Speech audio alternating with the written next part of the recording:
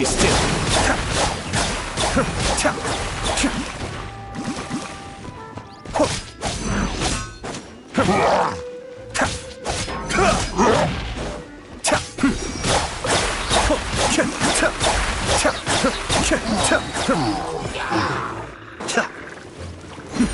The depth's back. Cascade.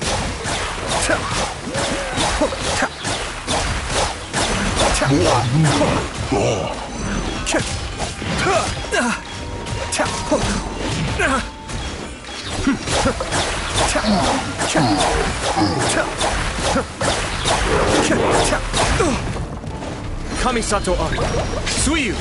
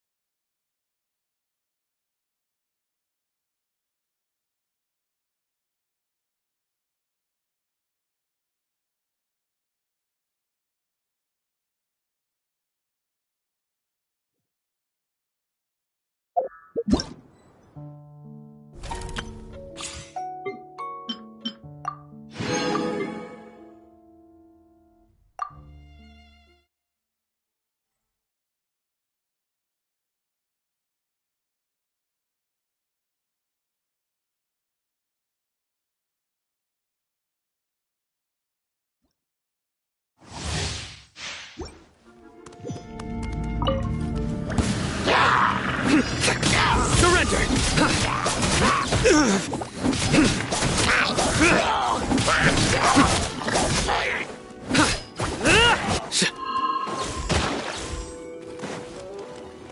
Nowhere to run!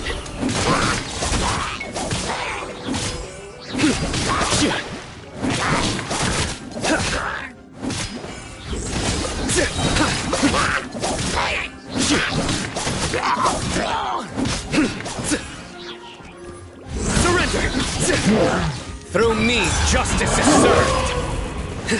You stand condemned. Guilty.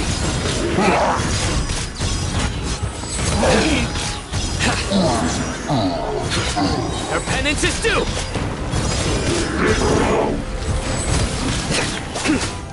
Your sins weigh upon your soul.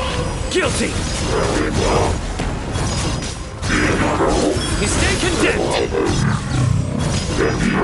Guilty! Well played. Your penance is due! You stand condemned! Through me, justice is served! Guilty! Your penance is due!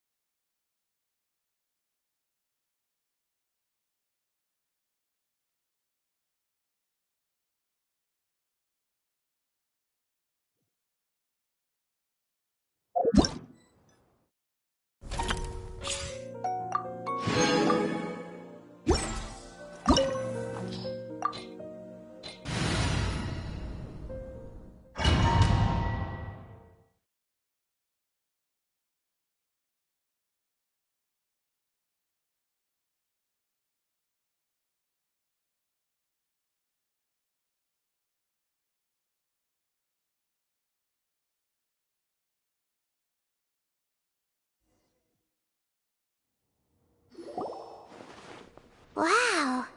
Paimon didn't They should all be whole. Who cares? Still, we should be careful. Even if they won't. Yeah. We'll know what the DEZRO-HiTERZo's relics may have been a force to be reckoned with before. Yeah.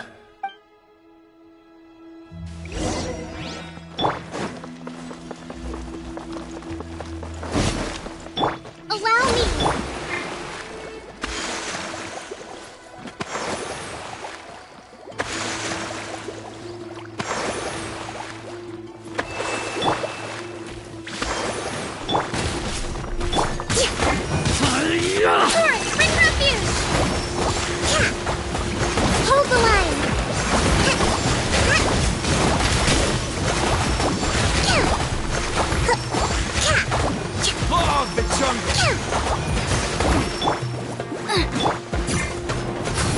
Time to go.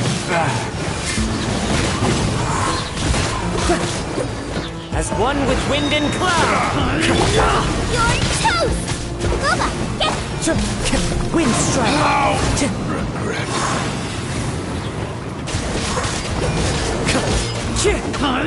Into the wind. Yeah!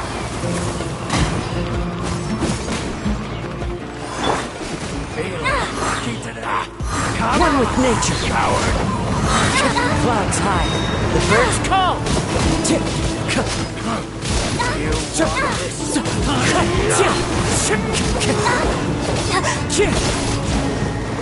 Law of the jungle. The wind knows me.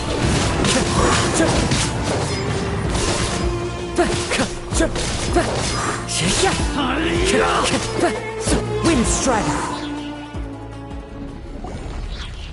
This way, follow me. We're almost there. Wait!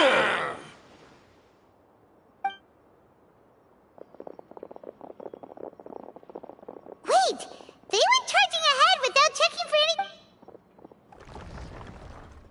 any... Hey, you guys okay?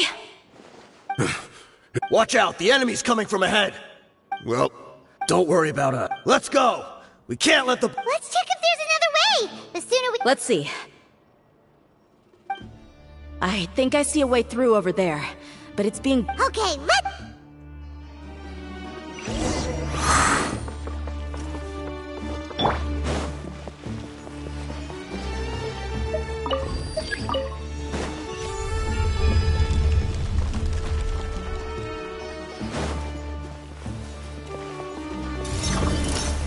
Look alive!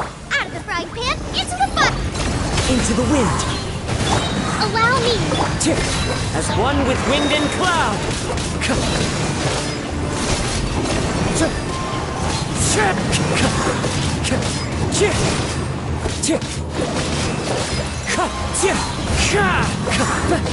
Nice and spicy!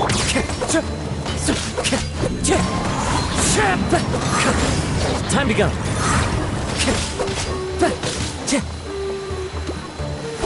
The wind knows me.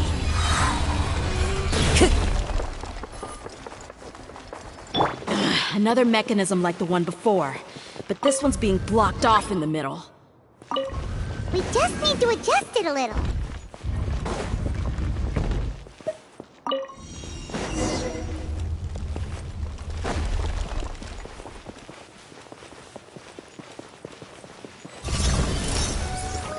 Buckle up! Into the wind. Clouds high. The birds come. Out of the frying pan! Wind strider.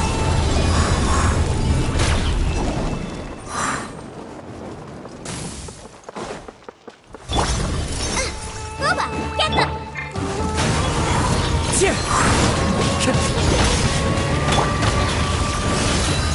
You asked for it!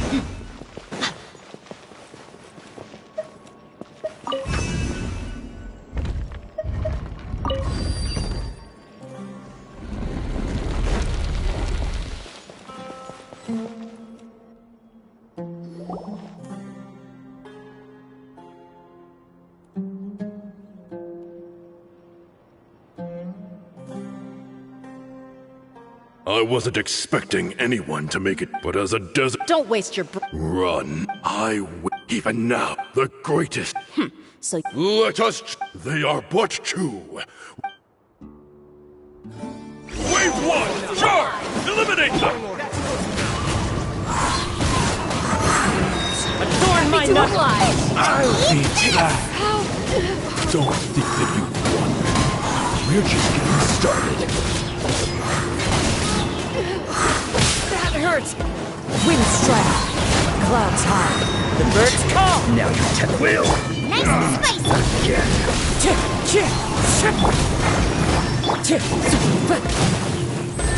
How? You, King Deshret, will not abandon any one of his followers. Let's get it on! Gloves Let's off! end this now.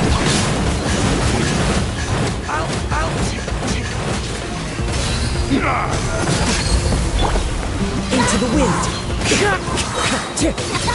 As one with wind and cloud. Testing my patience.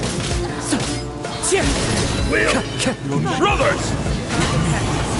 This is where we prove our fate. Do you all just want to die? Raise the star! None of us plan to leave this place alive! Where do you think you're going? Goodbye. But we'll meet again. Boba, get them! Hold the line! The golden slumber.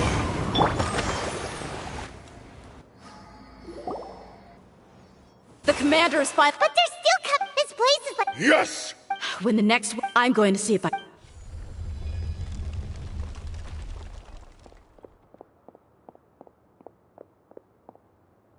Get out of my way. Come and face me, Mitchell! Ugh. Apologies.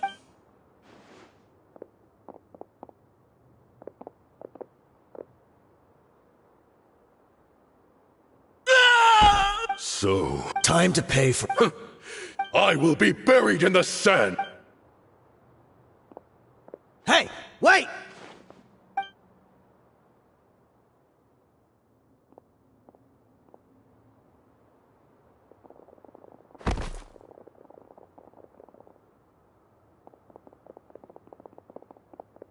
We were too late. It's over, but if you're still...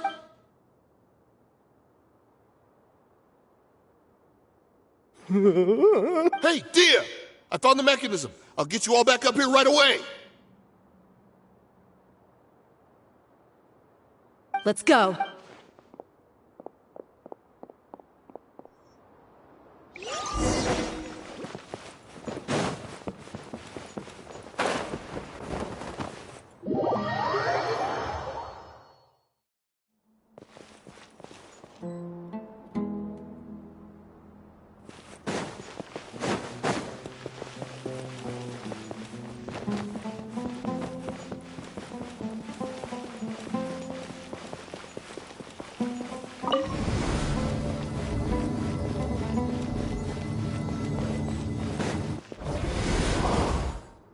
Who are you filthy rats? And You... who? Hey, have you ever heard of a man? This is your... Hey, if you're here to find... The irony. His life became a light for so many. Where's the records room? It's right over there. I'm me and the... The old Kusela. Watch your mouth. He was definitely... But in the short time he couldn't have... And after that... Stop wasting... Tell me. It's just over there. There's nothing left. Bashar, Tikriti, let's go. Spare them...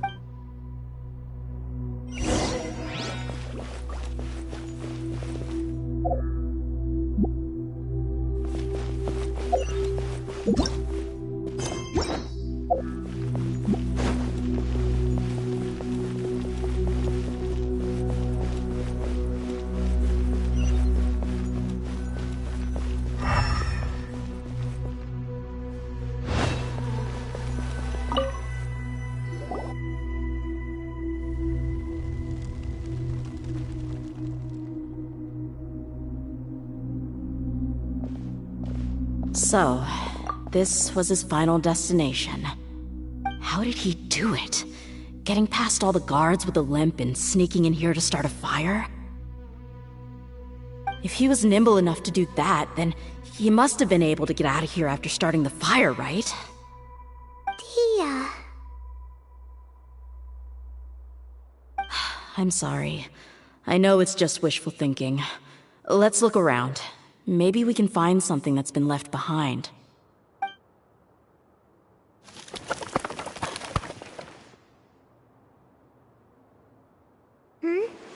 Is this a king? It must be the one that Dia's father used. Kusela. Thanks for everything, boss. We're fortunate to somehow find that cane after that fire. Let's split up and look around some more. What if something else has been left behind? But what else could survive a fire like that? Huh?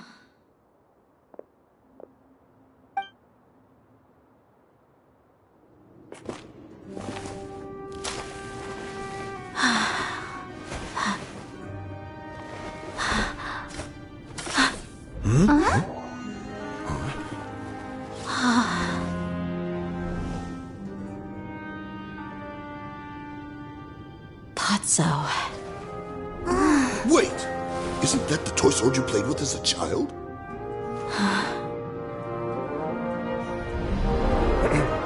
The dragon is no more, for Princess Dehya has slain it. Its head now hangs above the city gates. Her bravery has brought eternal peace and prosperity to us all. Dehya, come on. This is the most important line. You can do it. But Dehya, you defeated the dragon. Everyone's waiting for your speech. Still too shy, huh? All right, I'll do it. I hereby proclaim our victory. Evil shall plague us no more.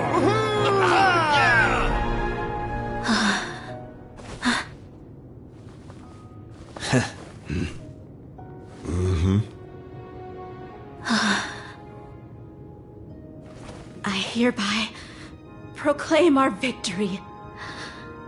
Evil shall plague us no more, Dad.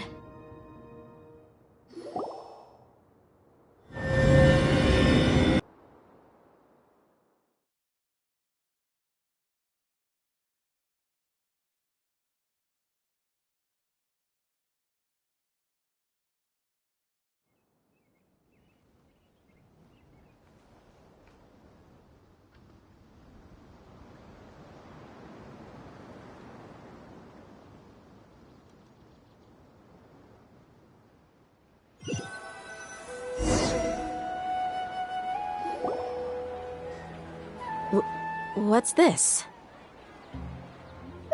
Don't you remember? You asked Paimon what she would do if she were to wake up tomorrow with loads of money. And Paimon said that she would get boatloads of tasty snacks. You looked super confused at the time, but said it was an adorable thing to say. These opportunities don't come by often. So today, Paimon's gonna treat you to a special crash course on Paimon's life philosophy.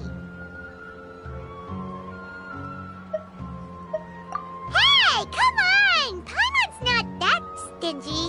Anyway, the point is that you should eat to your heart's content. You'll feel better for sure once you've gotten something in your tummy. Junior Azad will also be here shortly. She's already heard that we're back. Aw, thanks, you two. Honestly, this is very unlike me. I just had a lot on my mind on our way back, so I didn't know what to say. My chest was filled with all kinds of intense emotions.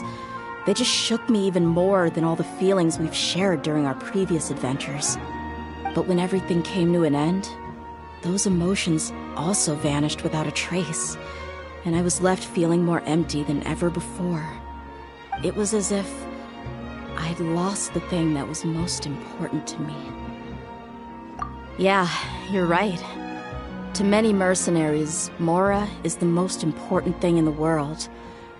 But perhaps to us, it's the most worthless thing of all. Idrisi and the others all used to say that they would quit if there was no Mora to be had. But when it came to avenging my father, there was no Mora to be made anywhere. My reality shattered when I found out that the father who always told me hero stories was in fact a bad guy. But look at me now. Am I any different?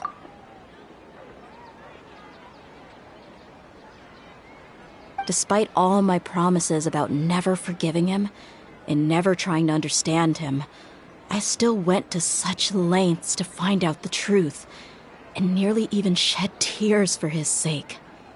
We're hypocrites, all of us. Yeah, you're right.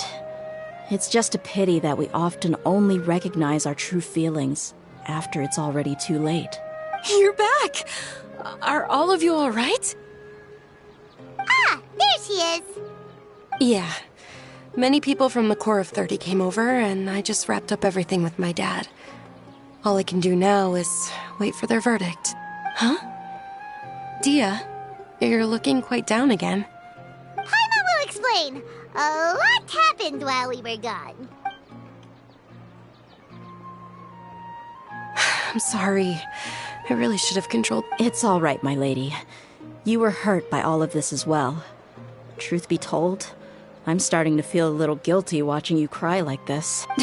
Dehya, your pain must be... Hey, don't worry about me. If anything, this whole thing has finally shown me the difference between illusion and reality.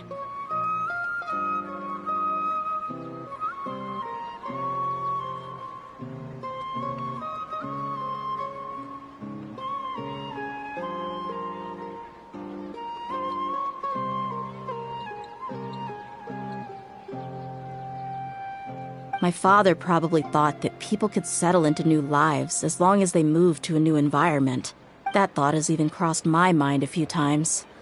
It's like saying, what's wrong with adapting to a new life? However, there was always something deep within my mind that refused to accept it. This impulse brought me great turmoil, and even made me feel ashamed for turning my back on your father's kindness. But now that I consider it again, it all makes sense. The desert sands are a part of who I am, and I will never be able to lead a peaceful existence. I understand how you feel. That doesn't mean I won't be making any changes to my life, though. As an example, I'm now thinking about taking on some small odd jobs. It's just like Idrisi said.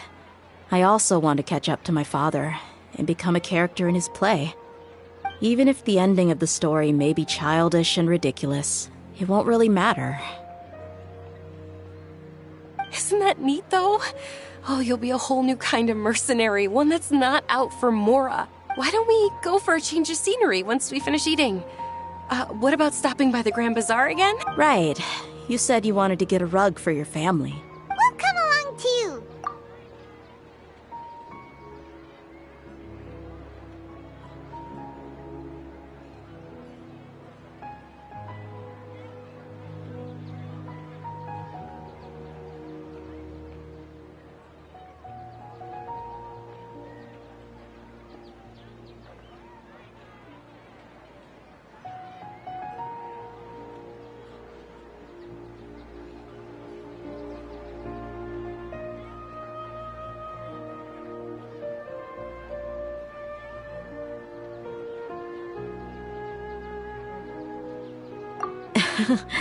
I can't thank you enough for taking care of me this entire time.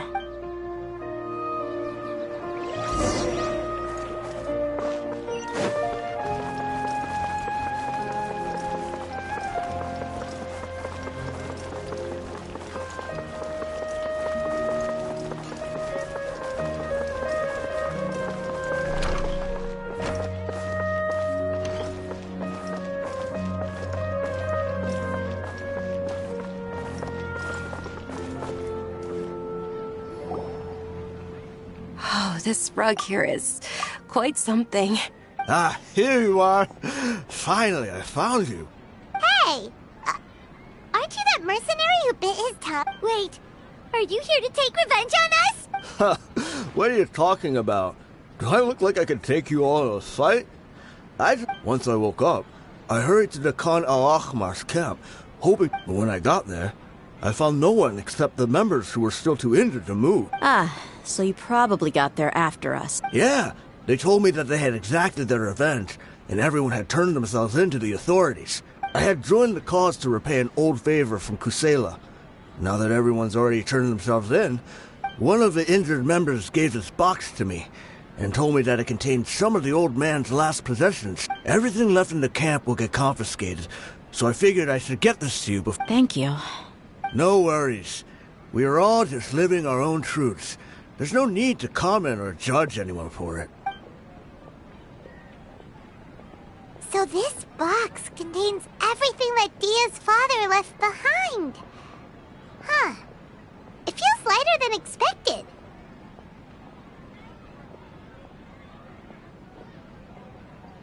Well, back in the day, the first thing he did with any Mora was spend it on things like drinks and meat.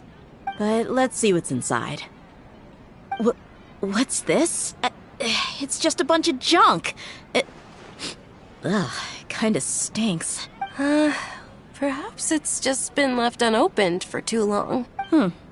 A handwritten copy of a storybook. The paper's already yellowed, and it looks like it's about to fall apart. It was against the Academia's rules to possess books for personal use. If he was going to break that rule, he could have at least copied something useful. That probably means this was really important to him. And here are a few bags of children's snacks. The packaging's completely deteriorated.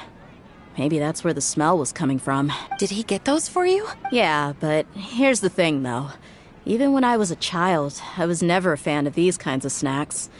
He'd always say that he got them for me, but in the end, he always ate more than I ever did. Who even leaves snacks in a box like this anyway? Isn't that just common sense? Forget it. Let me see what else is in here. A razor, some buttons, some round iron tiles, a wooden toy puppet. A wool scarf, which, from the looks of it, probably belonged to a woman, and a hair clip? Why are these things here? I'm suddenly feeling a little scared. I'm sorry, my lady, but this is just the kind of man he was. He probably saw this box as some kind of personal trash heap and dumped any and everything in there. 2 empty liquor bottles.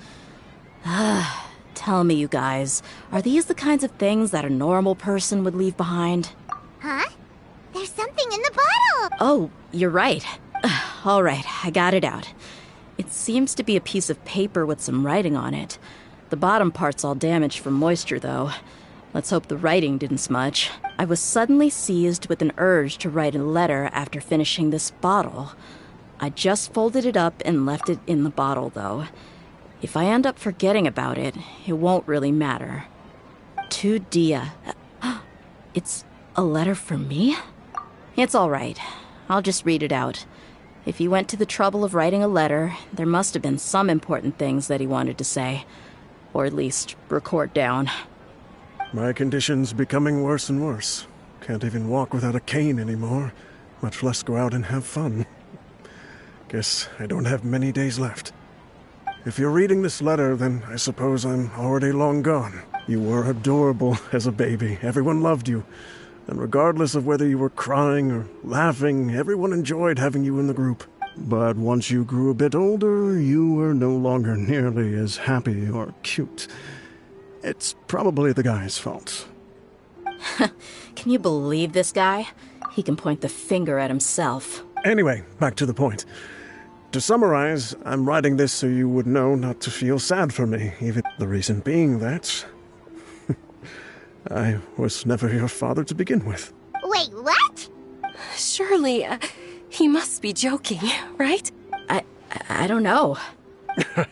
I was quite formidable when I was young, and 100 times cooler than some so-called flame main. Really felt like the whole world was under my feet. With just a teeny tiny bit of effort, I felt I could rule over the entire desert. But as fate would have it, I went out into the desert for a drink one day and discovered a baby in the sands. It was you. You were just lying there, small and helpless. You were so tiny that if the wind blew for just a little while longer, you would have been buried forever. But your cries were so loud they made my head hurt.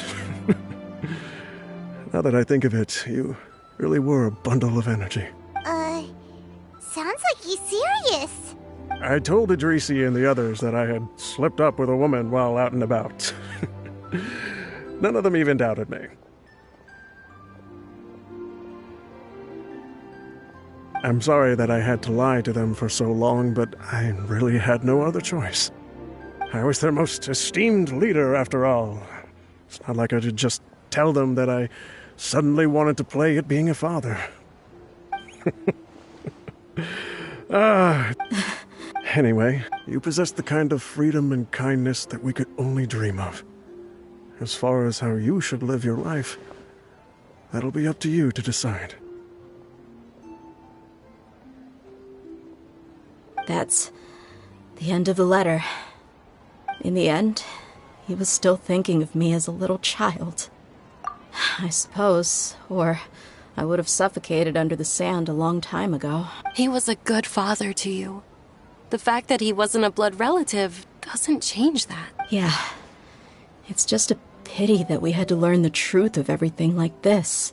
Do you already have some ideas about the decision that he wanted you to make? I do. If he first found me alone in the sands, then I want to try my hand at finding the person who abandoned me. I just have one wish. To tell them a story. That there once existed a childish and foolish jerk with a heart of gold. And that only under his care was I able to grow and mature into the person I am today. If you end up finding any leads, can you share them with us? We go on adventures all the time. Maybe we'll be able to find some information for you. Sure, I appreciate it. I wasn't expecting you to be so enthusiastic.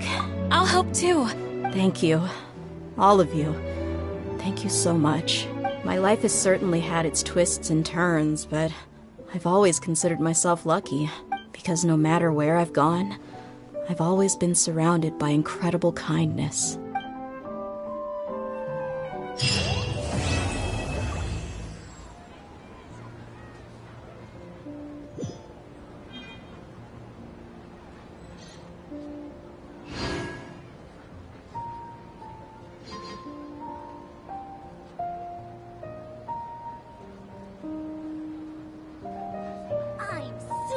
Studying is far less fun than making money.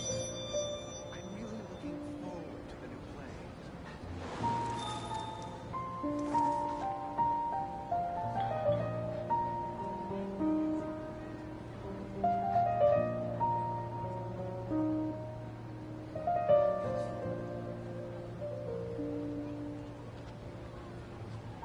I'm super awesome. Wherever in this world I roam, I carry memories of my home. This blade. It is the last link I have to the land of my birth.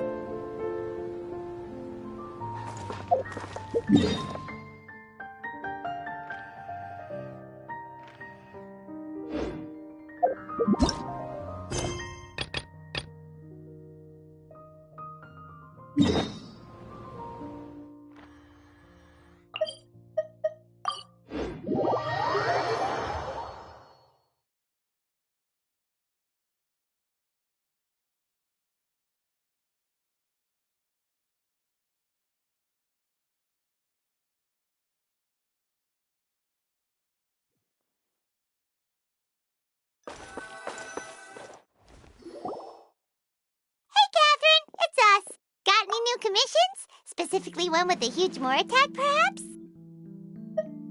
You know we're worth it. For quality work and speedy results, choose Paimon and the Traveler! It's always a pleasure to see our two most avid adventurers again. Looking for the next challenge, I see. Actually, we do in fact have a rather urgent commission that is still open. Having read the details, however, I don't believe you'd consider it to be lucrative. Don't worry about that. We were just kidding. So what's the situation? To put it simply, the requester is looking for a temporary replacement actress for their musical. The original cast member ran into some issues and is currently unable to perform the role.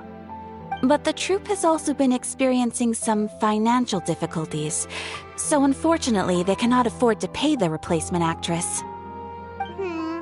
That does sound like a tricky situation. So basically they're looking for a volunteer? That's right. Our adventurers reached out to many actresses, but none of them were willing to take the job. There are only a few days left until the performance. If they can't find someone in time, they'll probably have to postpone the show. And delays tend to create all sorts of new problems. Got it. Oh, this one's a doozy. What do you think, Traveler? Any ideas? Even if we took the commission, neither of us have any experience starring in musicals. If you're interested in helping, why not start by having a chat with the requester? He's right over there. Maybe you can't fill the role yourselves, but you might be able to help him figure out another solution. Maybe there's something he hasn't thought of. Oh, it's that guy, huh? No wonder, he looks like he just ate a sour lemon. Paimon approves! Let's go! Hello there! Are you the guy looking for a new actress? Wait, I know you two! Wow, sounds like we're pretty famous in Fontaine already. But to answer your question, neither of us have any experience in musicals. But we heard that you're in a bit of a bind, so we figured we could at least try to help you think of a solution. Ah, I see. It's okay. I knew that asking for a volunteer was a long shot. If we can't find someone to step in, we'll have no choice but to cancel the show. It would be such a shame. That's the thing. We're not some high-profile theater troupe, just a group of amateur enthusiasts. All our sets and props are very crude. We're grateful enough just to get an audience, never mind ticket fees. If we had a way to make this profitable, things might have turned out differently. But now, it looks inevitable that we'll disband. Disband? You're splitting up the troupe? Oh, I guess the lady at the Adventurers Guild didn't tell you? Yeah, this is supposed to be our final show together as a troupe. One last show. And after that, we go our separate ways. So we were really hoping to end on a high note. Nobody wants things to just fizzle out. Not after all the time and effort we've invested into it. Yeah, the leading lady, in fact. She's been dealing with a chronic illness ever since childhood. And unfortunately, the show just won't be the same without her. But for... Got it. We have a clearer picture now. Let's see if we can come up with any ideas. What if we sponsored the show? Traveler, how much more are you carrying? Please, there's no need to go that far. I wouldn't feel right asking such a huge favor. And I can't promise that we'd ever be able to pay you back. Good point. If the actress just goes through the motions for the more, that's not exactly rescuing the show. We should find someone who will put on the best performance possible. Oh, wait! What about... you know who? That's how you know we're the best of partners. Anyway, she should have all the free time in the world right now. She's really good at performing, and she was once super popular with the crowd.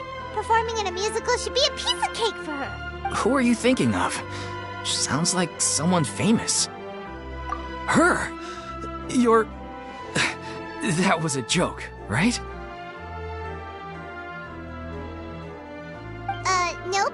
Paimon doesn't actually know if she's performed on stage before, but Paimon's pretty confident that she'd be really good at it. You're not wrong there. She has actually performed in a number of big-name shows before. But even if she's no longer the Hydro Archon, it's not like she's suddenly a commoner. She's still an idol to many people in Fontaine, including myself. I just think Lady Furina might feel a bit out of place in an well, fair enough. I mean, if she was actually willing to, then of course I'd be honored to have Lady Furina star in our show. I'm sure the rest of the troupe would be delighted too. I'm sure everyone in our troupe has probably dreamt of performing on stage with her one day. Of course, it all depends on whether she's interested. She might consider this opportunity beneath her. No point in stressing about that. We'll only know if we ask her. And besides, things are different now. There's no reason for her to be all high and mighty anymore. Thank you for your help. I guess I'll just stay here and wait for the good news. Good luck. Wait, where does Furina actually live nowadays? She used to live in luxury at the Palais Mermonia, but she's, moved out, right? As it happens, I have her current address here. I can provide it to you. Woo! When did you get here? I came over when things were starting to sound more promising.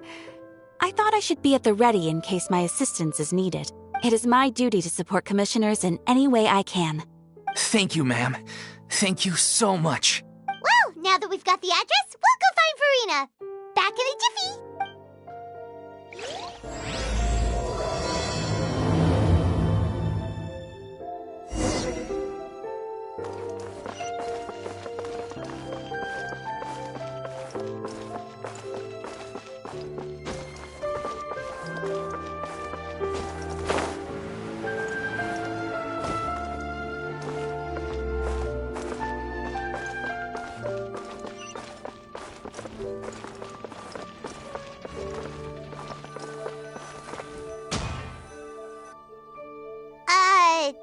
Did Catherine really give us the right address? She lives here? Not that there's anything wrong with this place. It's just, a bit of a step down from the Palais Marmonia. You know, it's common courtesy to make sure the homeowner isn't an earshot when you're denigrating their abode.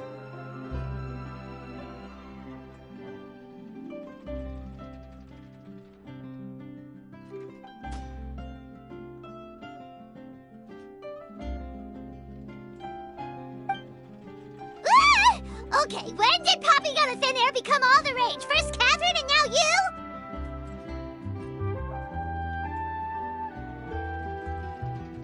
I was just out on a shopping trip. I ran out of macaroni, so I went to grab a few more bags.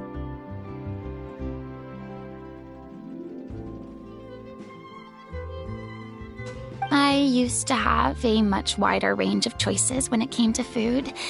But now I'm finding that simple, traditional home cooking can be quite delicious too.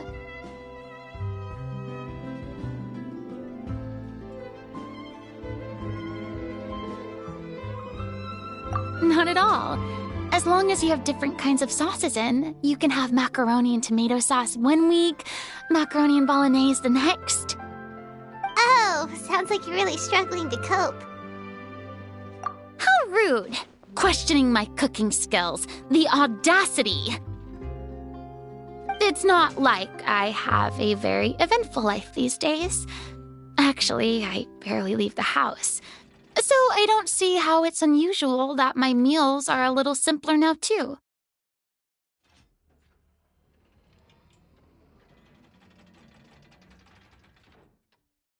Besides, I'm sure I could master dishes like la lettre faucilor or blubber profiteroles in no time, if I felt so inclined.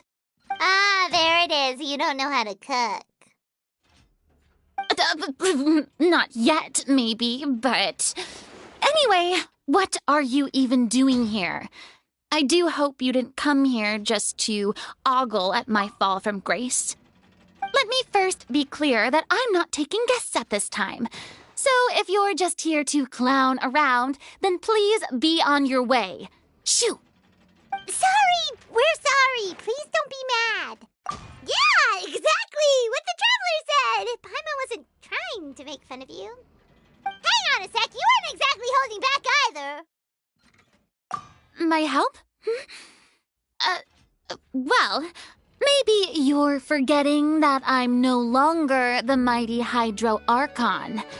I don't even have a vision, you know. Don't worry, it's nothing that serious. It's just very specific, and you're the one with the power to help.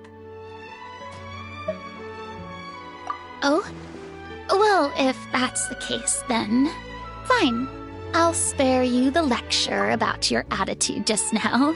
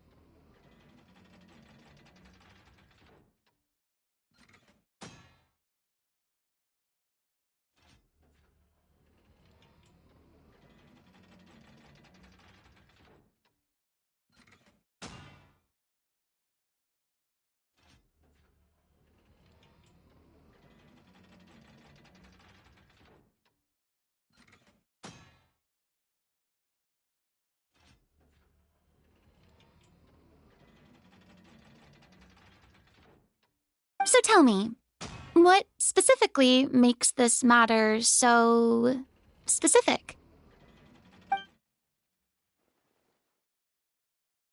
Ah, I see. I knew you couldn't have come all this way just to amuse yourselves at my expense.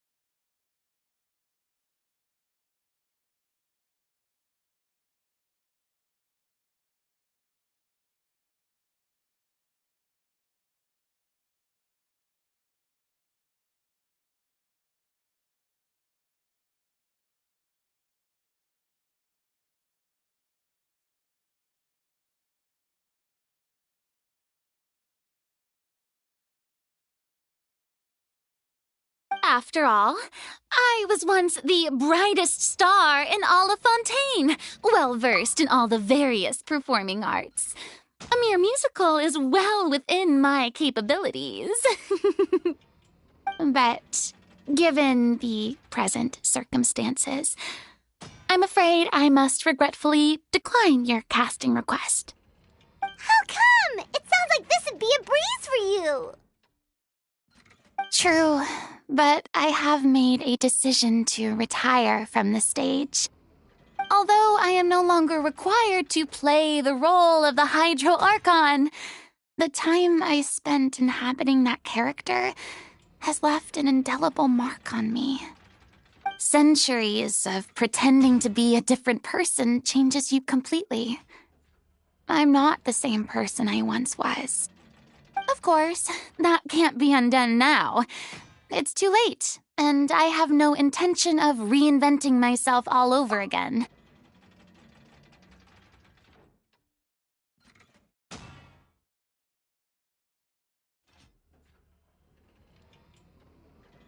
But at least I can say that I no longer desire to play any new roles.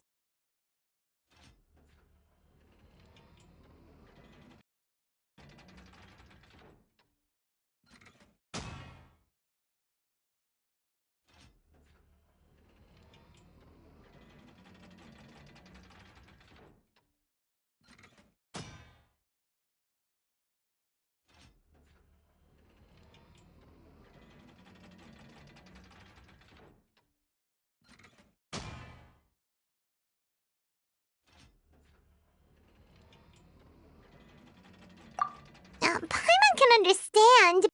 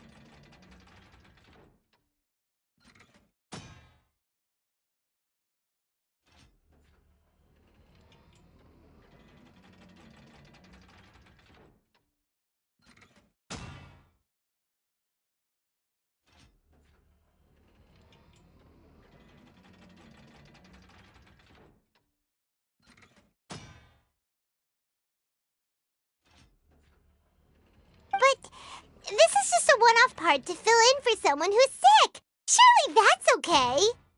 Whether it's a one-off or not, it's a boundary that I've committed to no longer cross.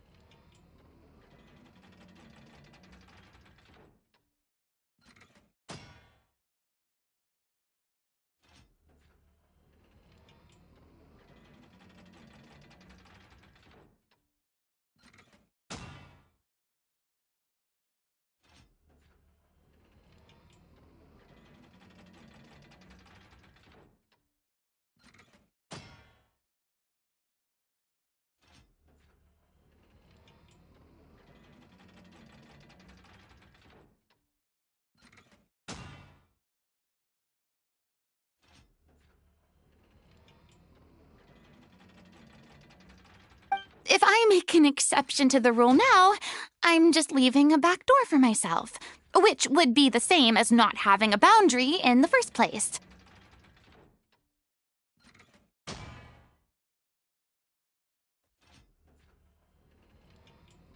So I'm not going to perform, and that is that. Okay, guess there's no convincing you. Well, is there anything else we can do to help out the troupe? Otherwise, they'll just have to disband without any fanfare. Do you know any other actors who might be interested in the role? Nope. Short and to the point, okay. I've never been great at maintaining relationships.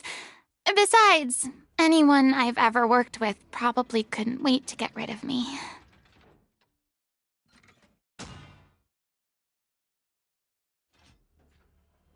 Since I'm just an ordinary person now, they'll probably just laugh in my face if I go asking them for help.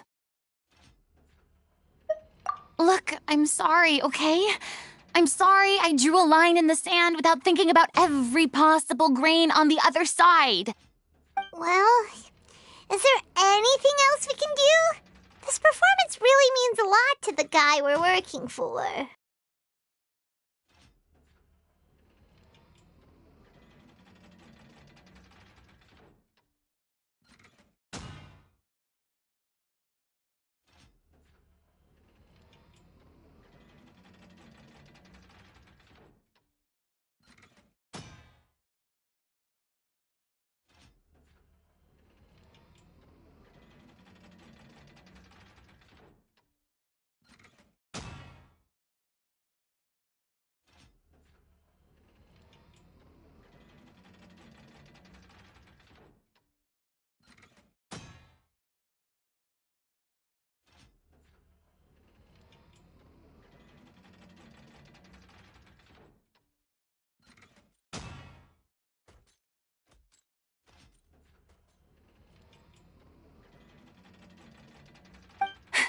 Have I not made myself clear? You're barking up the wrong tree. I don't want this job, nor do I know of anyone else who would. Sorry. I didn't mean for that to sound so harsh. I wish I could help, really. But if I thought I had the answer to this problem, I would have said so by now. It's all right, Furina. Paimon just wanted to make sure we tried everything. Oh, everyone in the troupe will be so disappointed. Yeah, I guess that's all we can do now. All right, then. We'll see you around, Furina. Toodaloo to you, too. I'm going home to take a rest now.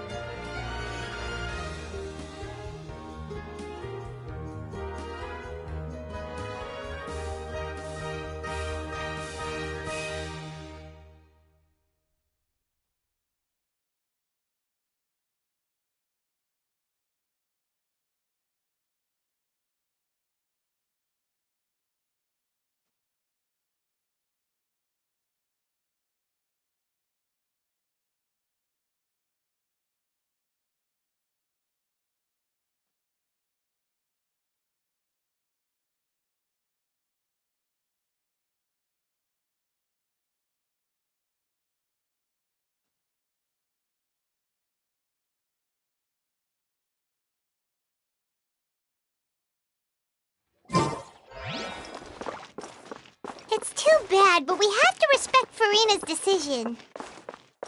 Maybe the thought of performing brings up too many painful memories now. Yep, you're right. Exactly, but none of them believed me.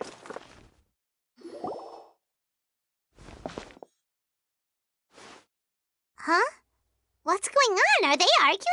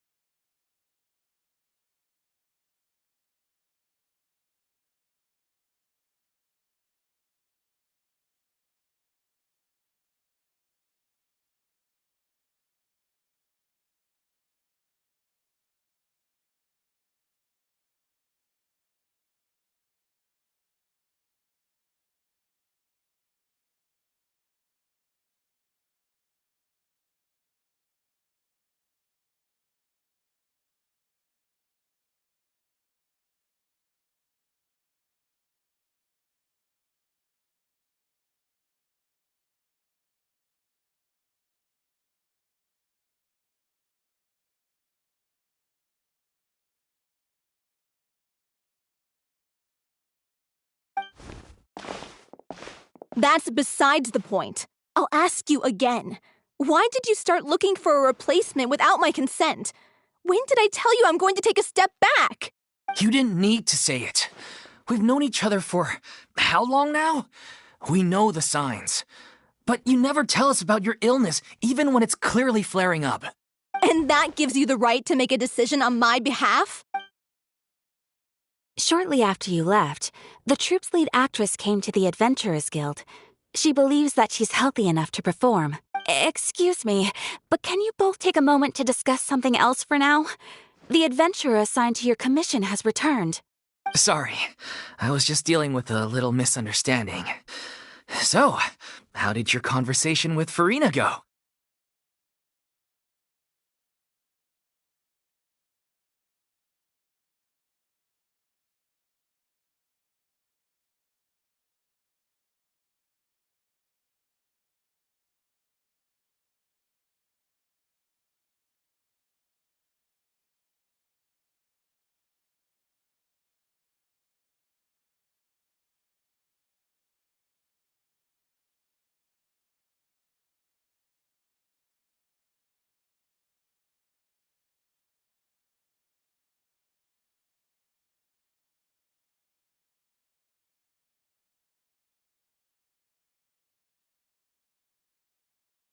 Sadly, it's a no from her. We tried to persuade her, but she wasn't having it. She doesn't want to play the role for personal reasons. I see. Well, circumstances have changed a little, so maybe that's not such bad news after all. You see, our leading lady has just informed me that she's well enough to make it to the show after all. Staging the musical with the full original cast was... Oh, right! Sounds like everything worked itself out then.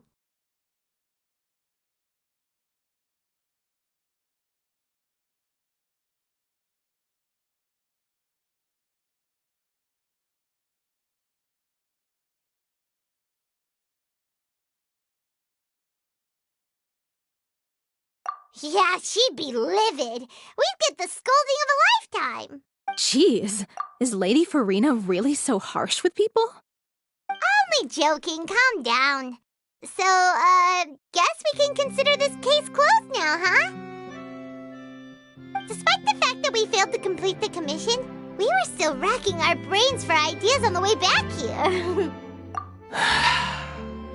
Look, there's no point arguing with you. This is the last chance we have, though. If your illness flares up again, so, are you absolutely sure you'll be able to handle it? The whole team is putting... Yes, I'm completely confident. I've been taking a new medication from the doctor, and it's working brilliantly. I share everyone's desire to commemorate all our years as a troupe with a proper farewell show. So the last thing I want is to be left out. Every one of us thinks of this troupe as their home. You're right. I'm sorry. I let myself get too worried about the show. All's well that ends well. Sounds like the show will go on. Sure.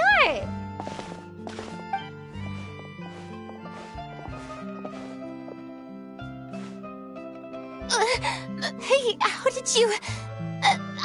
I was just passing by because I realized I forgot a couple of items on my shopping list. All right, I'm coming. No need to drag me.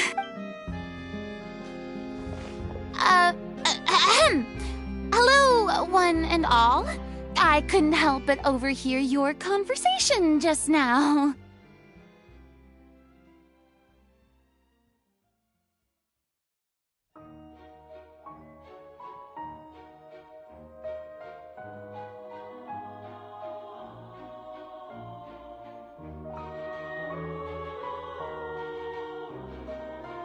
Furina? Didn't you say you were gonna take a rest at home? What are you doing here? I was just ever so slightly concerned about the situation you mentioned. Yes, a teensy bit concerned, that's all. When you came to talk with me earlier, I jumped right to explaining my position and said some strongly worded things. And all before I even had a full grasp of the situation. Anyway, I just feel a bit bad about how it went down. I'm sorry, Paimon. Oh, it's totally fine. Paimon didn't take any of that personally. You really have a knack for asking the most uncomfortable questions, don't you? I felt very sheepish, having had a change of heart after flatly refusing you. And then, to make matters worse, you caught me. But in any case, it sounds like the issue has already been resolved. Yeah. When they said they were gonna ask for your help, I almost had a heart attack.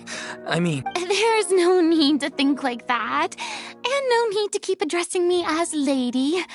Just Furina is fine. I was wondering, if this troupe is so important to all of you, why does it have to disband? If the difficulties are purely financial, then there must be a solution. You could put the shows on pause while you look for a sponsor, for instance. Devoted to the troupe. I'm sure if you keep chipping away, you'll find a way through. We all want to believe that, but some things are just beyond our control. Everything's been going downhill ever since we lost our director. She was the heart and soul of our troupe. She kept us going.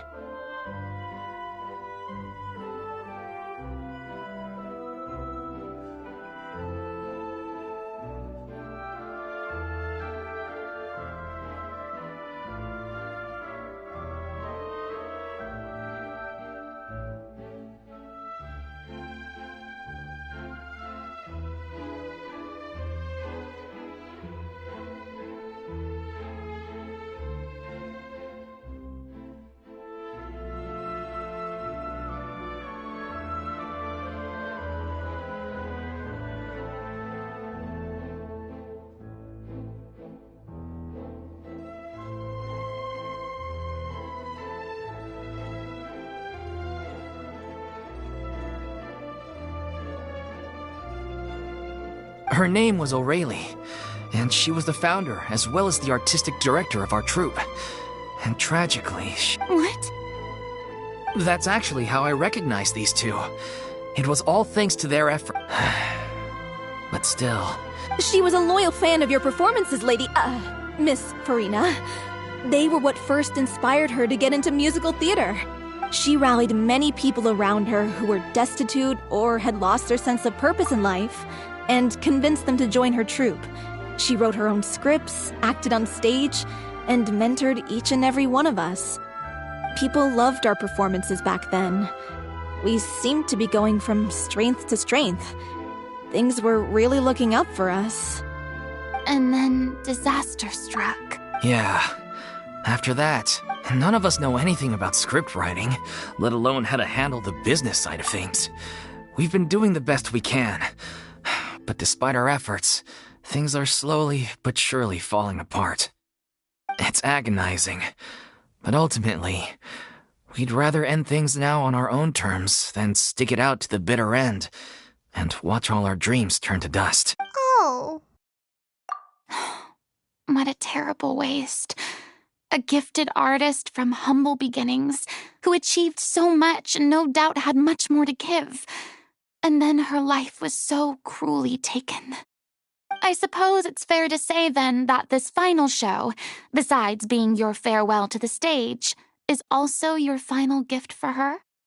Yes, exactly. We all miss her terribly. Well, good thing I followed the traveler here. After hearing this tragic tale, I can no longer stand by and do nothing. Furina. I know what you're thinking, but I by no means plan to cross the boundary I've set for myself. Besides, they're no longer looking for a replacement anyway. I can, however, provide some artistic guidance from the vantage point of a highly experienced audience member. But only if you feel this is something that would help, of course.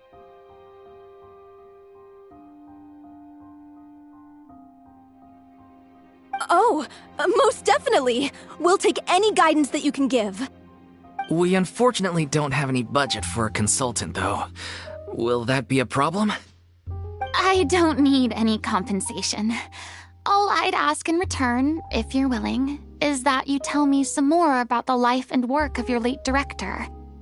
Something I've begun to realize since my departure from the Opera Epiclese is that there's a lot you don't see when you observe everything from on high.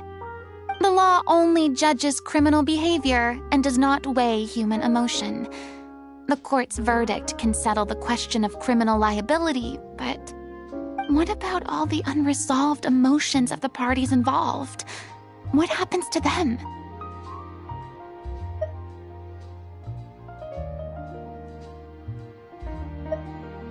An interesting answer. But if you ask me, I think all emotion shall ultimately return home to the heart and slowly settle with the passage of time. Take, par exemple, how this troupe pines for their late director. Things such as this I have never witnessed before, and so I should like to observe, perchance to understand. Huh. Still a fan of your old dramatic monologues then, huh?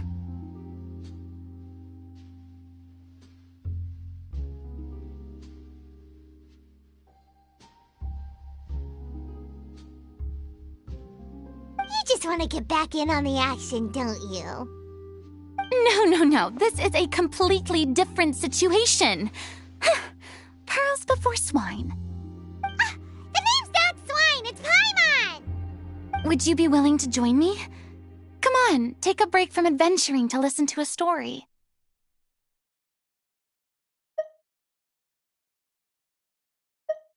Thank you all so much. Our director was a huge fan of Miss Furina's performances, as, of course, we all are. All right, follow me. We'll go to our usual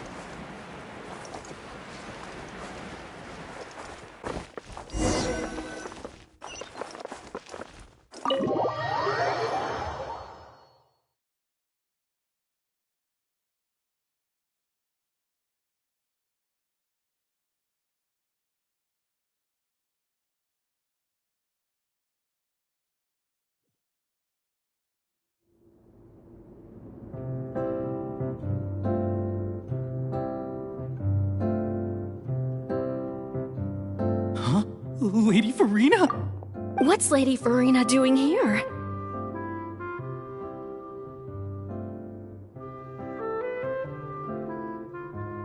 Hello all. Allow me to explain. As of today, these two over here are the ones that made it possible. They kindly reached out to Miss Furina on our behalf. You bet! That was the trial of the century! You helped bring our director's murderer to justice. Oh, please don't mention it. Wait. So, you were saying the Little Oceanid? Yeah, that's the name of our final show. It's an unfinished script left behind by our director. One of our greatest regrets is that she never got to complete it.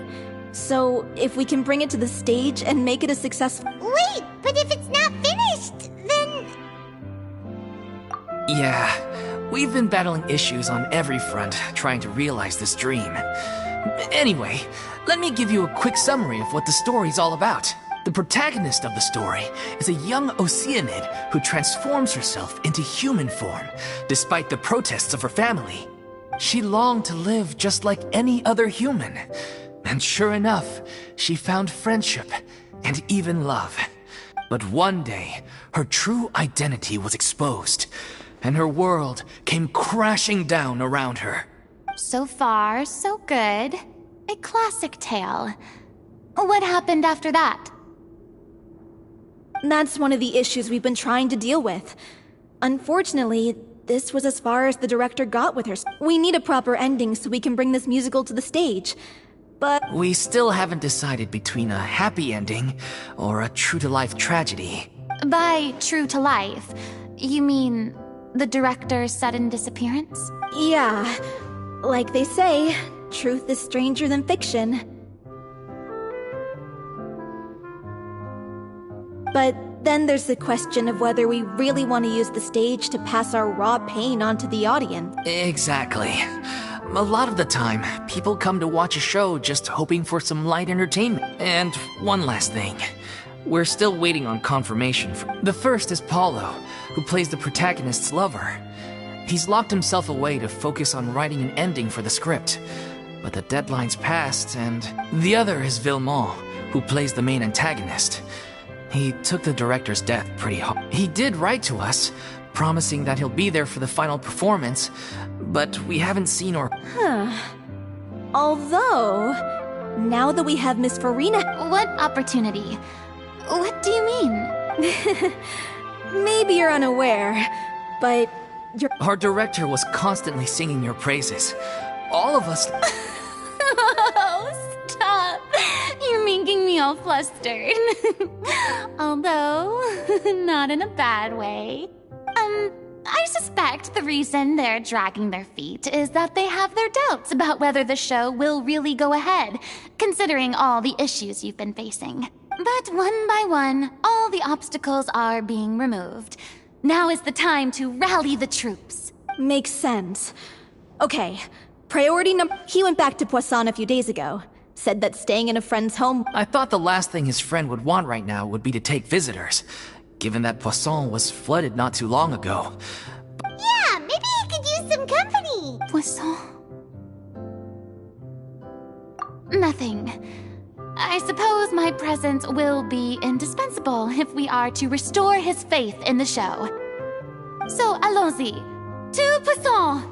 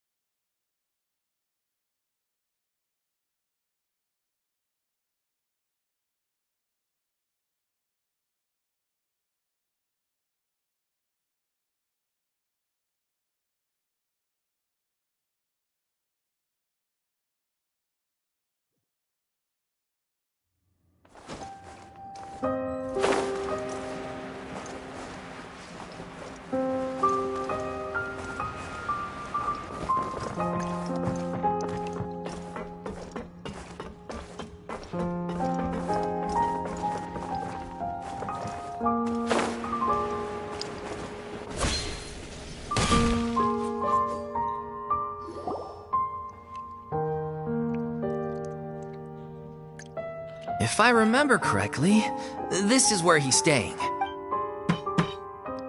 Who is it? It's me. You came all the way... Alright. Forget that for now. Nice try. Look, just give me some time, okay? Okay, then. So, as expected, he's missed the deadline. The ending is one of the most important parts of the show. Even once he's done, it isn't final until we've all had the chance to... Told me they'd just seen you in Poisson. I assumed it was a case of mistaken identity, but sure enough, here you are. And Furina, too. I was wondering if we might run into her. So, you're here for Paolo? Looks like he could be a while, so feel free to take a stroll around town in the meantime. I've made all the arrangements already.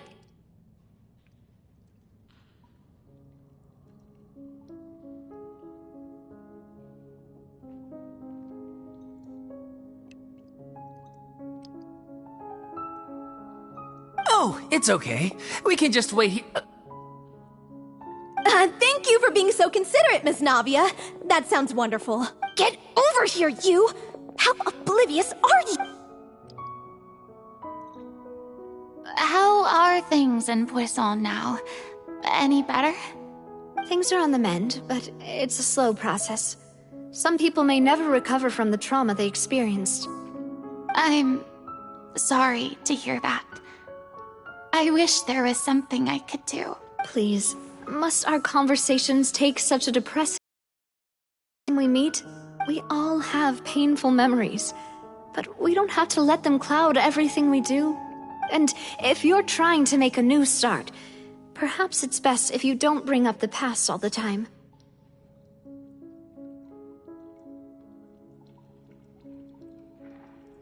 Thank you for your words of comfort.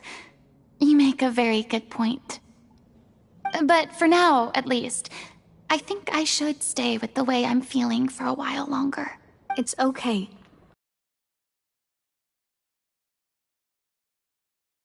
Easier said than done.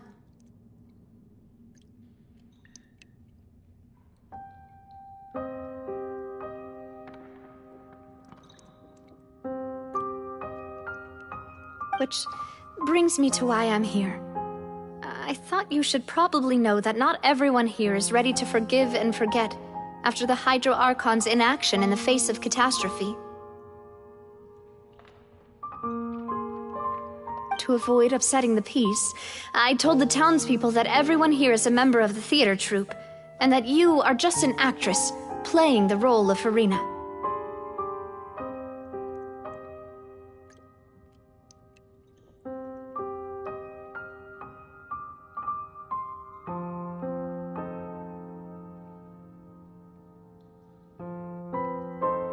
It's not a perfect solution, but hopefully it means you won't have to lie low while you're here.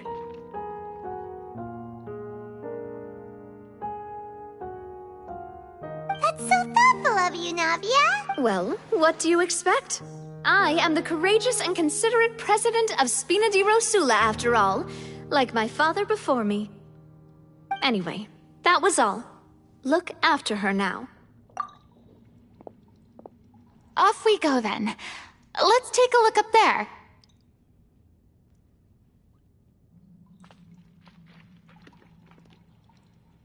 I don't have any friends that I can be frank and honest with, so maybe she's right.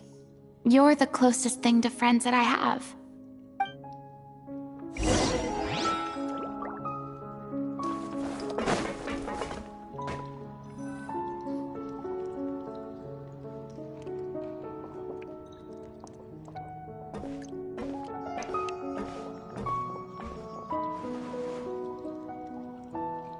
I'm so grateful that Miss Navia was so understanding. To be perfectly honest, I didn't know if I was ready to meet her. It's always easiest to just run away from your problems. But that never fixes anything. You can't get around the obstacles without facing them. So that's why you were nervous when they brought up Poisson. Yeah. I'd be lying if I said I wasn't scared of coming back here. Still, I felt it was something I had to do. As I was saying before, I want to see for myself the things that I never could in the past. I'd be overjoyed if the people here could find it in their hearts to forgive me. But they're more likely to unleash a tirade of vitriol against me. Which, of course, I completely understand and accept. Yeah, I can tell people are watching me.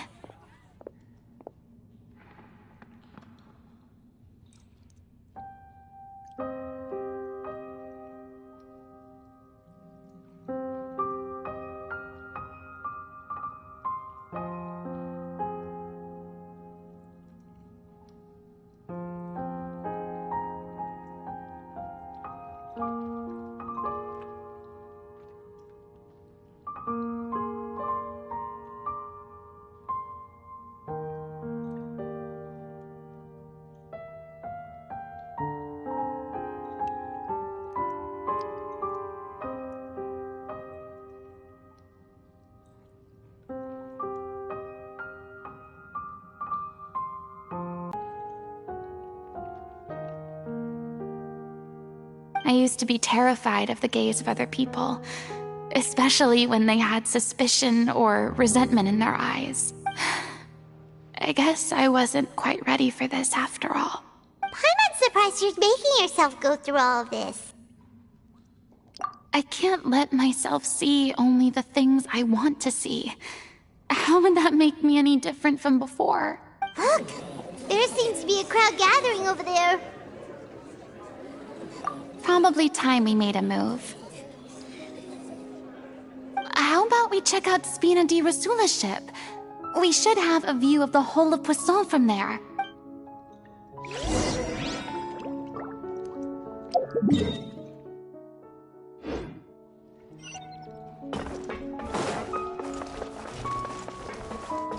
Time to go.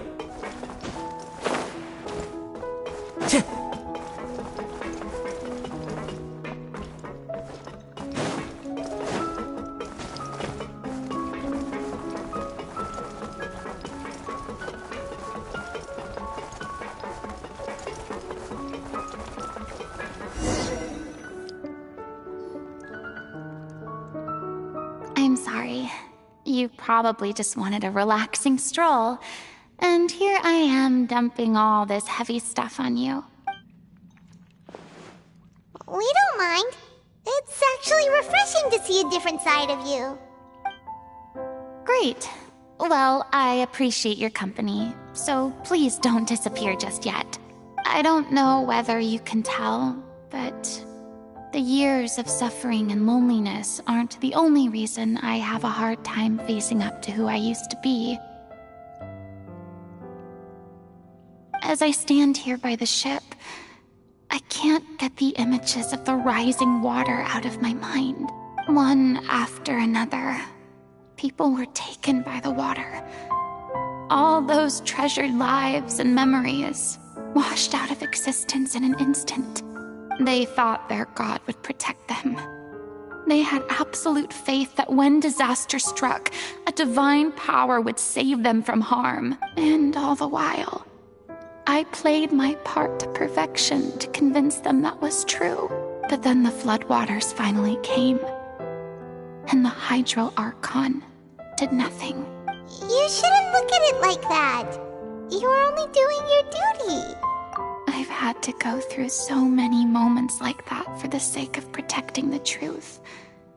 As time went on, it got harder and harder to bear, and I became more lonely and isolated.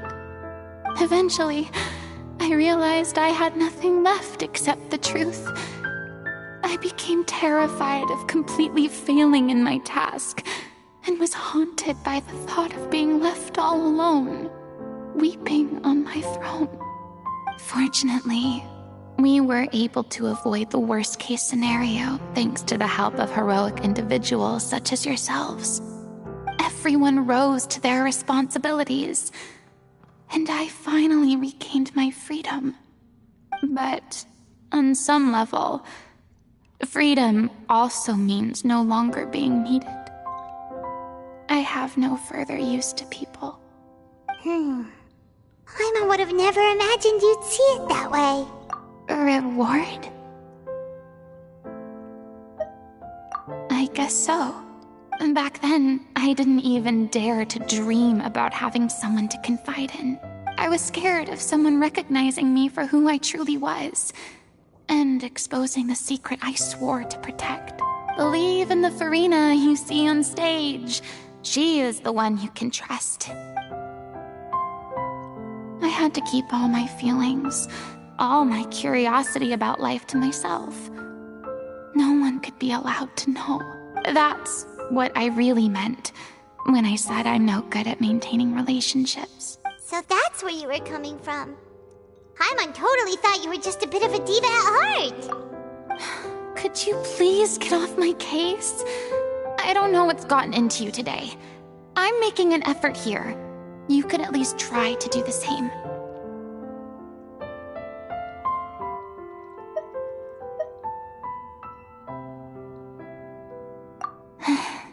I do. I once had nothing but the truth, and now I'm finally free to live my own life again. And even though I have no idea where I'm going right now, at least the choice is in my hands. All right, it's about time to head back. Paulo should have finished the ending by now.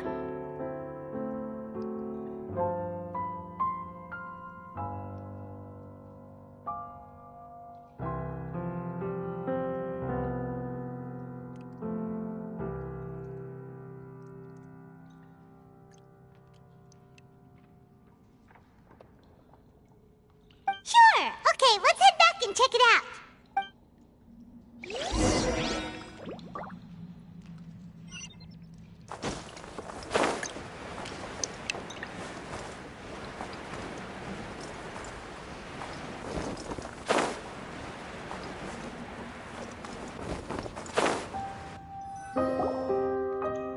Didn't you say you needed to watch what you eat?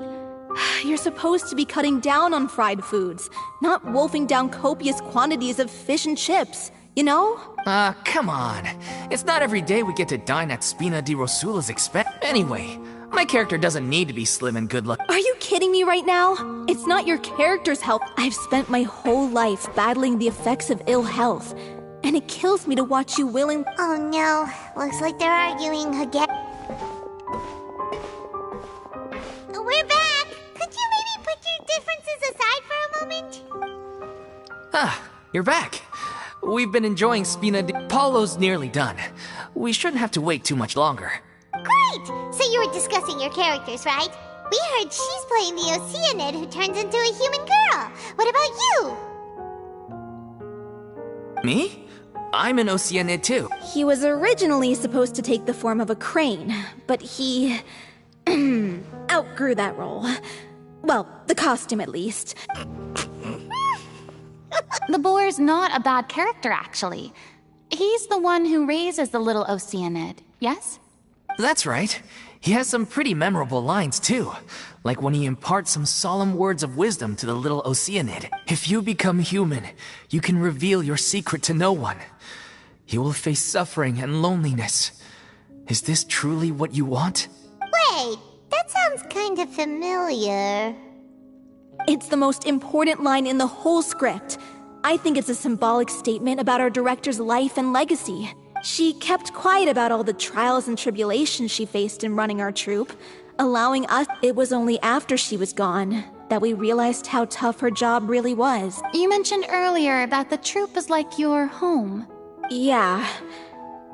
I was born with an incurable illness, and once my family found out it couldn't be treated, they decided they didn't want me anymore. I spent some years taking whatever work I could find and trying to manage my illness with various medicines. But whenever I had a bad flare-up, I'd be lying in an alleyway for days at a time. It was like that until the director found me one day. She told me I had a great voice. She took me under her wing, taught me to both sing and act, helped me find Mora for my meds, took care of me when my condition decided to flare up. She sounds like a really incredible person. She really was. She gave everything she had to her troupe and the people in it. I was a lost child too when she found me. As the child of a murderer, my parents weren't around when I was little, so I got sent to an orphanage.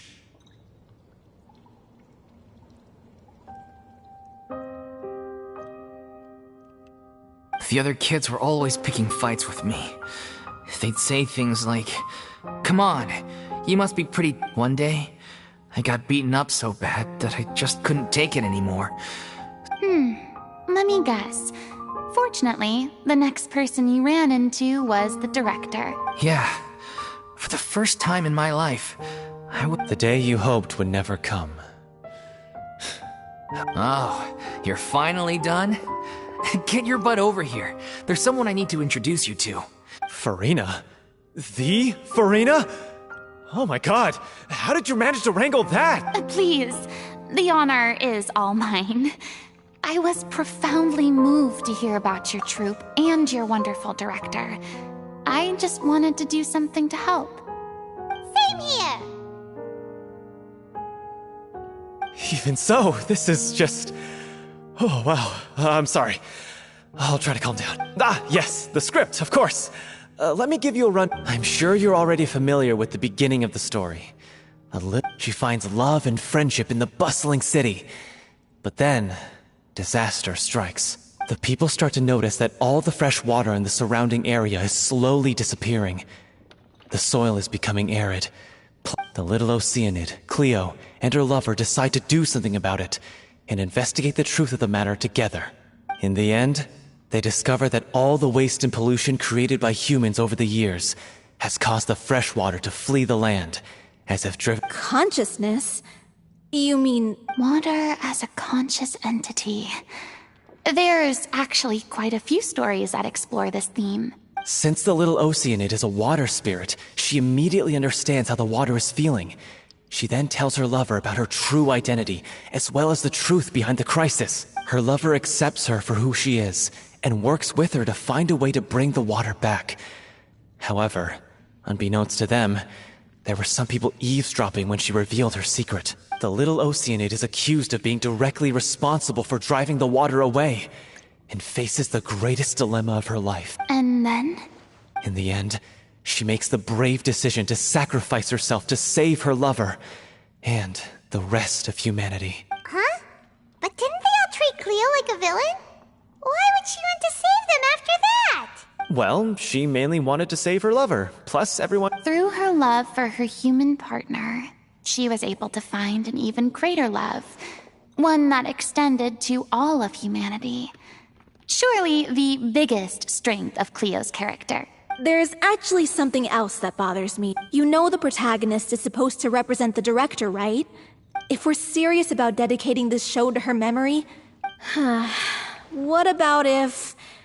the little Oceanid is hounded... That sounds like too cruel of an ending to me. And perhaps a little irresponsible to present to the audience. That ending would be a perfect mirror to Director Aureli's death. Both arbitrary and meaningless. On the day when she went missing, Director Aureli had instructed us all, somewhat out of the blue, to leave the court of Fontaine and wait for her outside the city. We waited and waited at the rendezvous point. We looked for her. The Gardamex looked for her, but she was nowhere to be found. The director was the kindest soul in the world.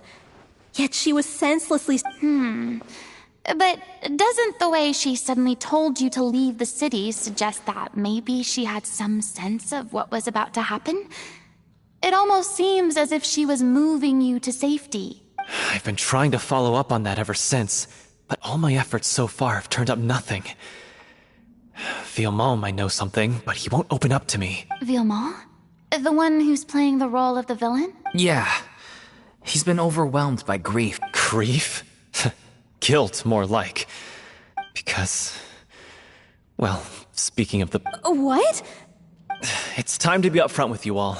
No more keeping secrets from each other. Well, I did tell her how I felt once. But she said that we were all like brothers and sisters to her, and she'd never not that it came as a shock or anything. It was what I was expecting to hear. I said, maybe one day in the future, when everyone's settled into their own lives and on the... well, maybe then she could... And now... So if I'm the one writing this ending, then I'm gonna make sure it does right by O'Reilly. In that case, you have to straighten things out with Vilmont. We've all had our differences of opinion over the ending, but those two have never seen eye to eye on anything. One of them has to compromise if we're ever going to reach a final decision. Well, if that's where we're at, looks like it's time to go visit Vilmont. Are you ready to face the truth? Honestly, I'm slightly terrified. Funny you should ask, though. You really do get what I'm... I certainly do. Come on, everyone. Allons-y!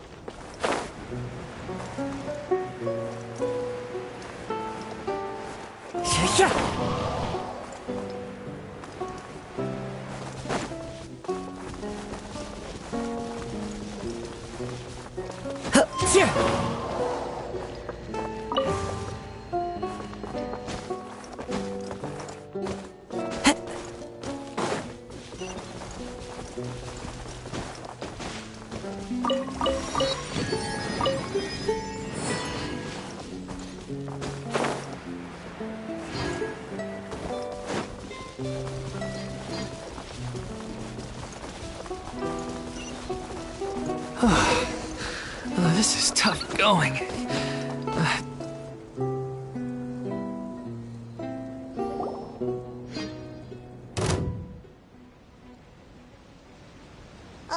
if this journey wasn't tough enough already without a roadblock. Don't worry. We should all be fine with the traveler here. We don't need to take a detour. Wait, why are you all looking at me? You're not seriously expecting me to fight, are you? We're just curious, that's all. I don't think anyone's ever seen Furina in a fight before. Yeah, but don't you remember why? The Hydro Archon willingly gave up all her power so it could be converted into indemnitium. Miss Furina said so herself.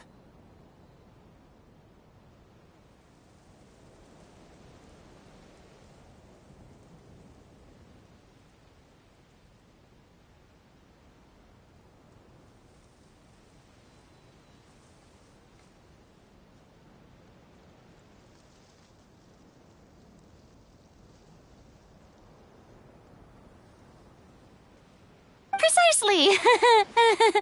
And I'm not even the Hydro Archon anymore, so all my power is gone anyway. As much as it pains me, unfortunately, I should just stay put. I'm more like a damsel in distress more than anything. That sounded so smug. Ugh, secondhand embarrassment is unbearable. C'est la vie, indeed. Alas, I am forced to watch on helplessly as a more brave and seasoned adventurer than I swoops in to save the day. Too bad. I was so pumped to feast my eyes on fight mode Furina. Sorry to leave all the heavy lifting to you.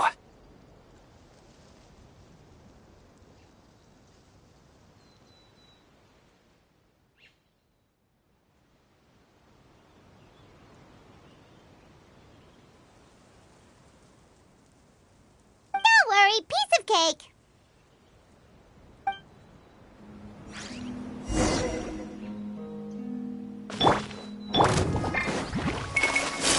I must remain calm. Rust and reboot. The wind knows me. Nice and spicy. Into the wind.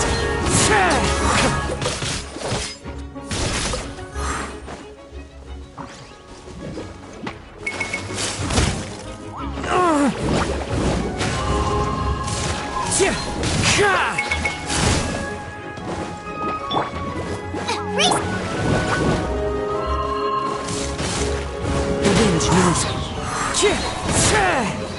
Fallen leaves, adorn my night! Allow me. Bravo! Good show! You certainly live up to your reputation. Yeah, thank you. Anyway, the path is cleared now, so onwards and upwards.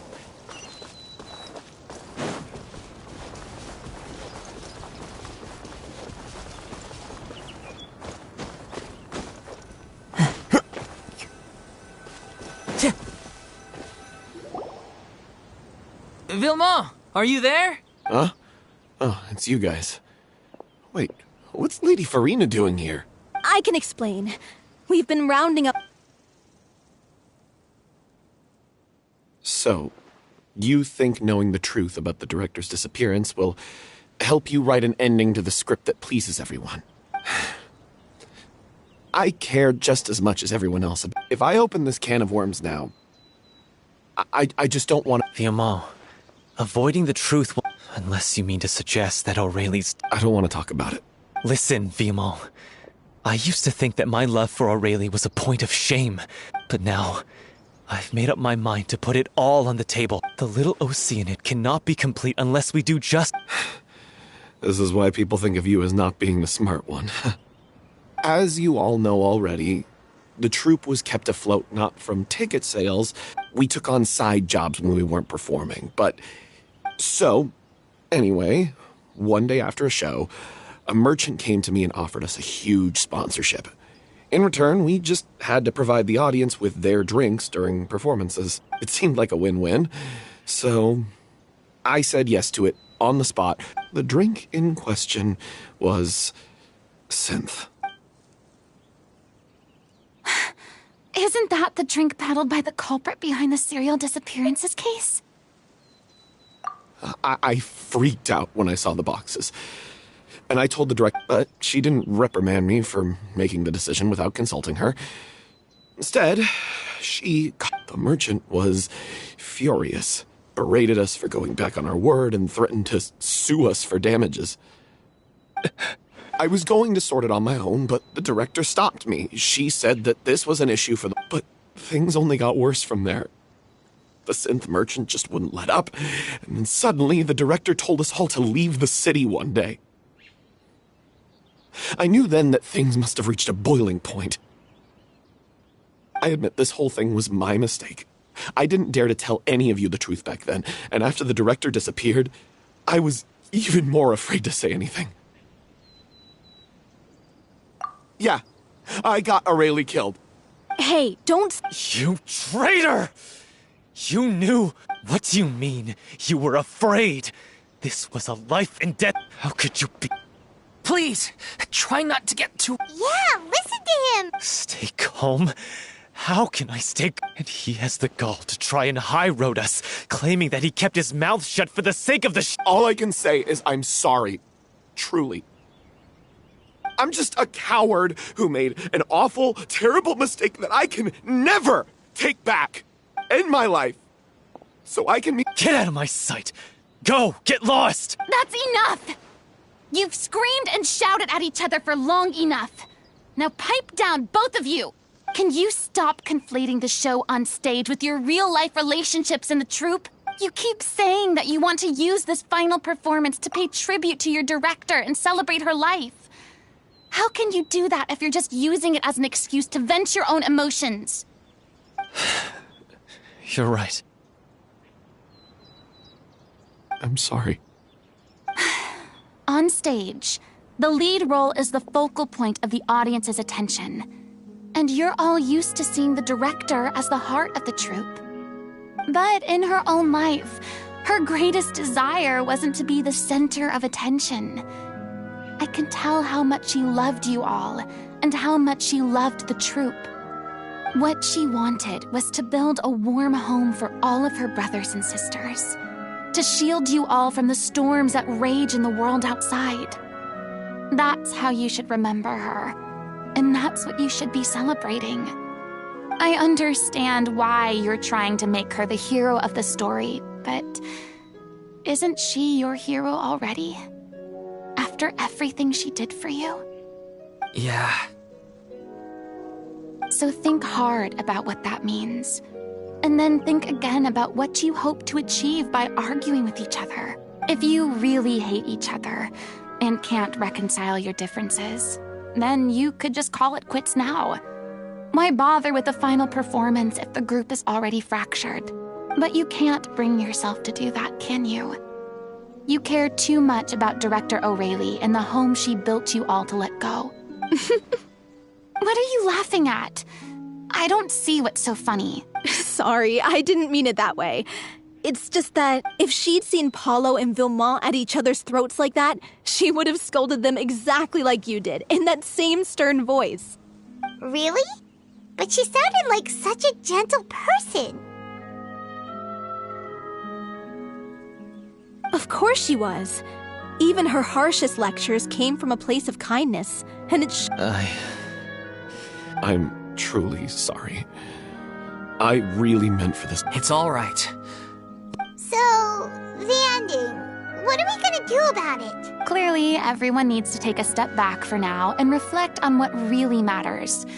When emotions are running high, things get lost in the fray.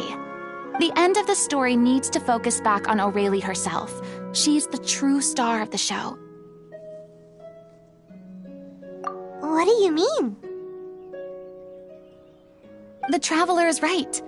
You once investigated that underwater synth base and recovered items belonging to the victims. If you could find anything that O'Reilly left behind, perhaps we can get a better sense of what she went through in her final days. You really think that's possible? I trust that nobody would object to the ending of the story being based on O'Reilly's true feelings. No. Well, we'll... Come, let's pay a visit to the Palais Mermonia. The rest of you, head back to the rehearsal location for now, and wait for our good news.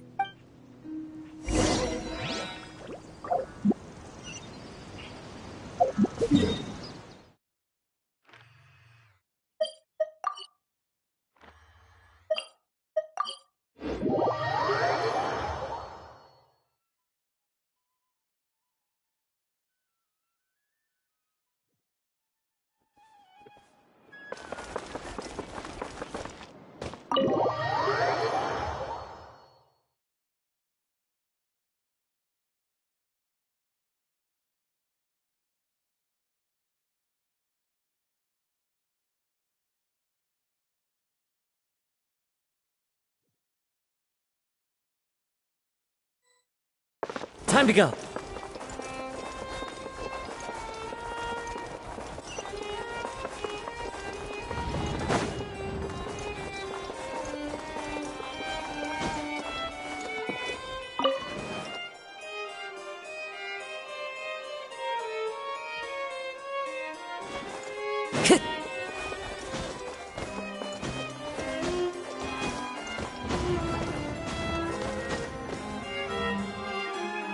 You want to review some recovered items connected to victims of the serial disappearances case?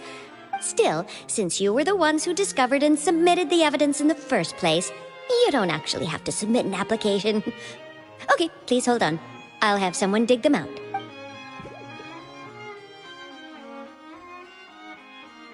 So, this is all O'Reilly left behind. Just whatever she was carrying on her person and this tattered old notebook. Hey! It's full of script lines! And sketches too! Looks like they show where the different props should be placed on stage. Let me take a look. Maybe there's something in here from after she was kidnapped. Aha! I found something. To whoever discovers this diary. Let's see. Looks like she kept a detailed record of her captor's actions. She even mentions the truth behind the experiments on dissolving young women. If we'd had the chance to examine this notebook carefully back then, it would have been a conclusive piece of evidence proving Vachey's guilt. Vachey took so many lives. It's still so unthinkable how many victims he had. I guess Aurelie must have written all of this down in the hope that her records would one day be of use to investigators. Wait, it cuts off. Her handwriting here gets patchier and more illegible by the line. She probably didn't have much strength left. Her final words are... I'll let you read them for yourselves.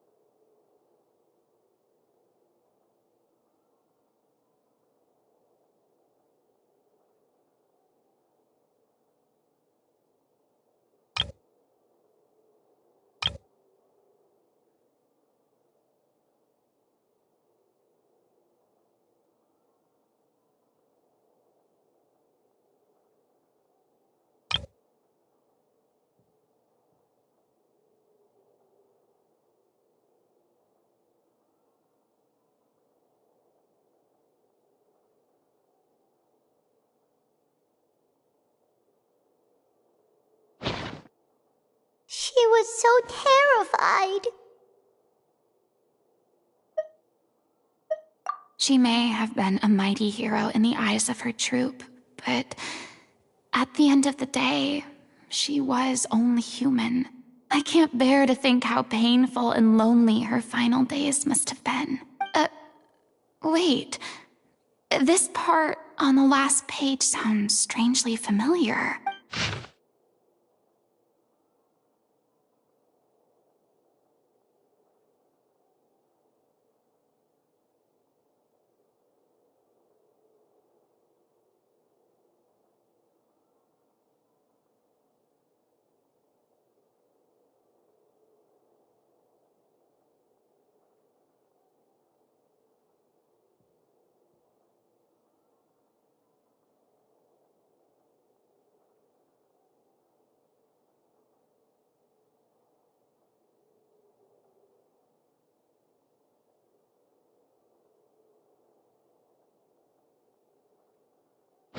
If you become human... Isn't that the most important line in the Little Oceanid?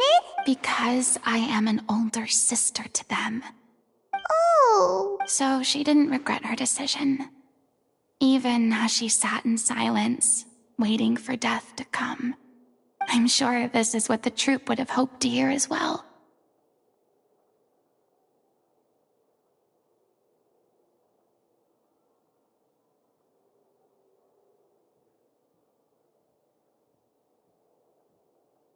She had their utmost trust, admiration, and love, and she truly deserved it. Let's go.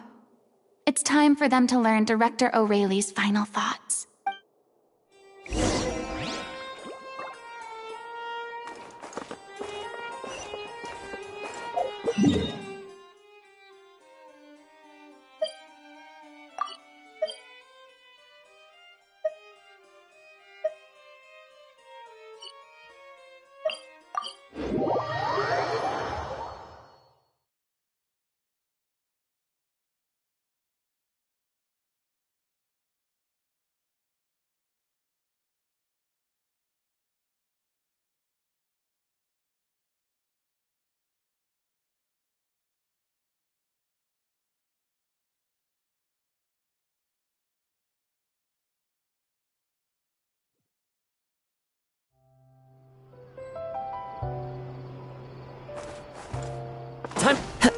Follow the wind.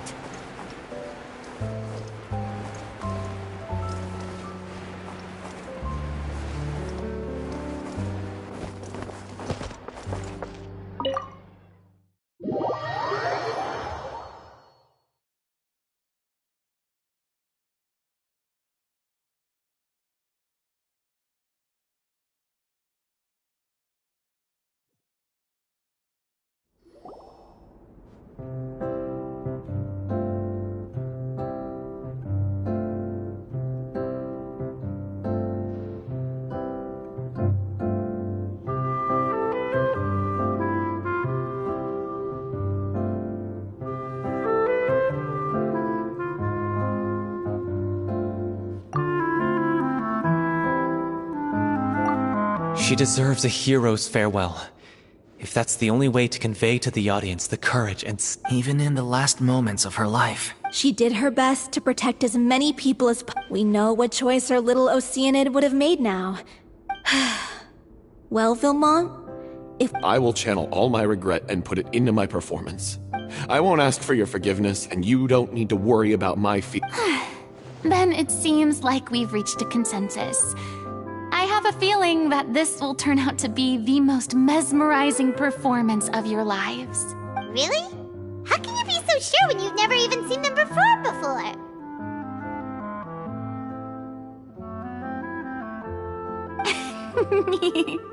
Don't underestimate my experience.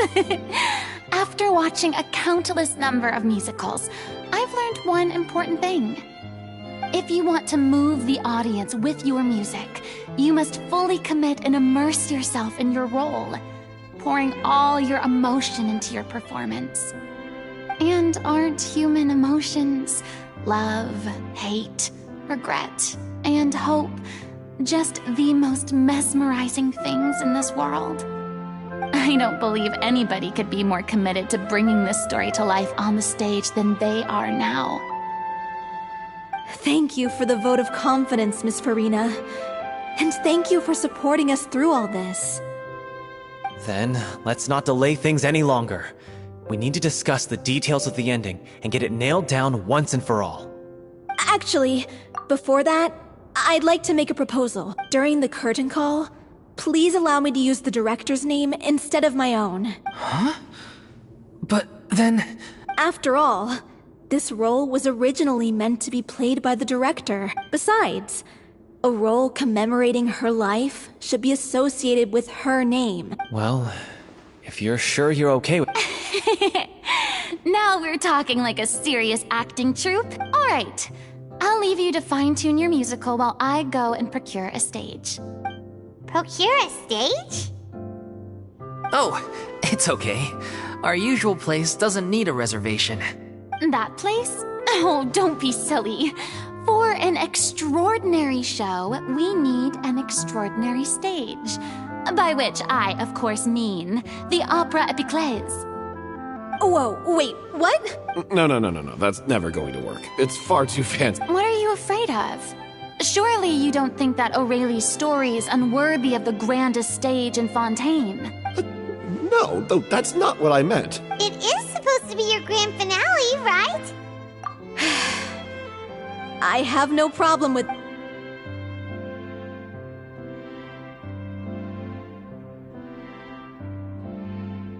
I'll take your silence as a yes. Thank you for giving us this opportunity. It really is a dream come true. Well, then don't disappoint me. If you mess this up, it'll reflect poorly on me too. Come on, we'll need to get the go-ahead from Nervilette. I know just where to find him.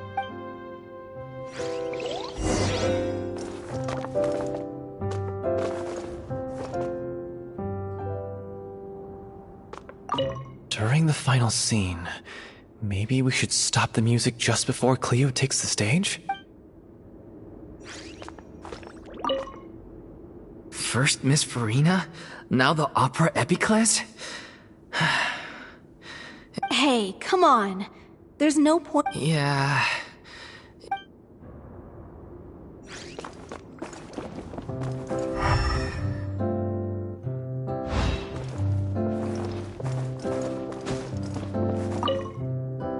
Best of luck to you.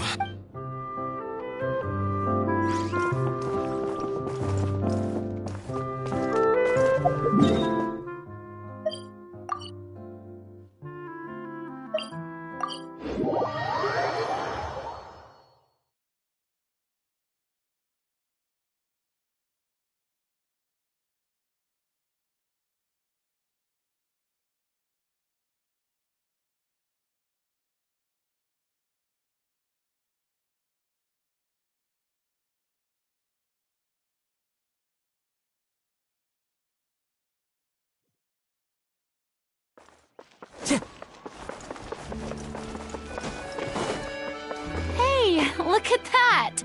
Looks like I guessed right. You were just guessing?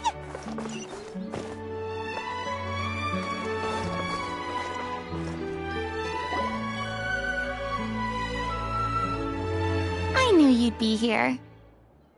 I'm here merely for a short break. It has been a while, Miss Furina. And you too, Traveler in Paimon. What might I assist you with today? I would like to book the Opera Epiclese for an event. You see... I understand. The process for booking the Opera Epiclese is complex and can be somewhat cumbersome. But given that the request is coming from the three of you, I see no reason to make things unduly difficult.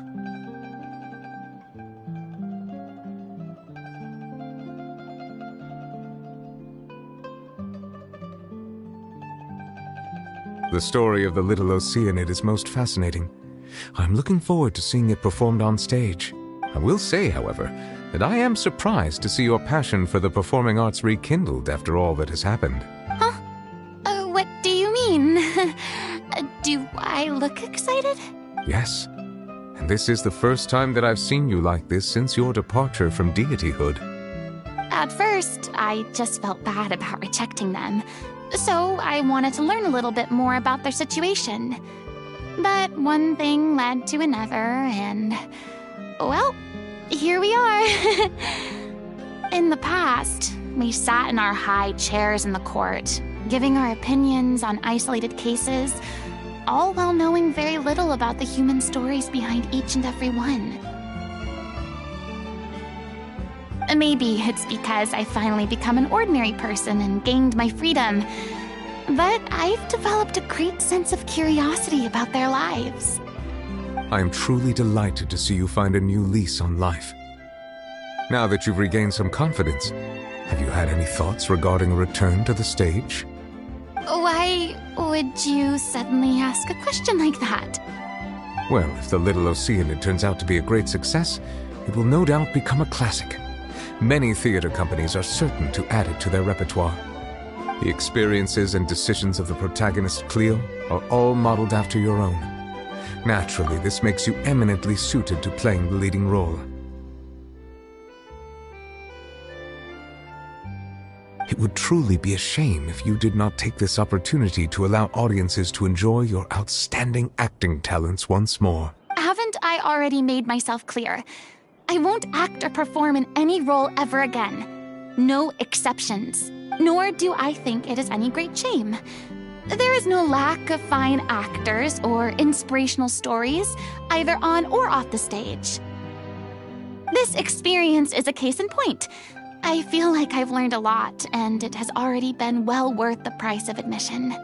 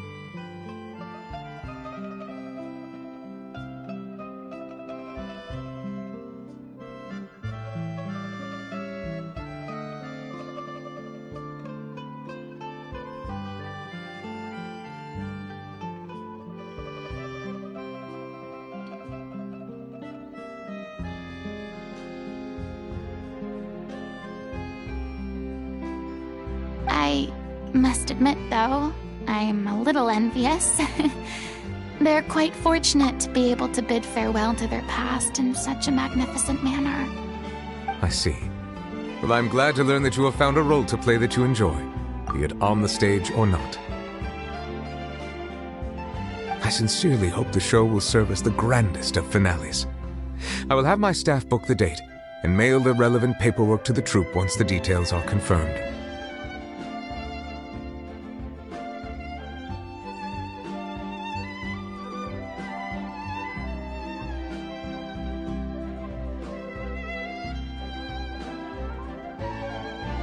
Thanks, Nervalette. You are very welcome.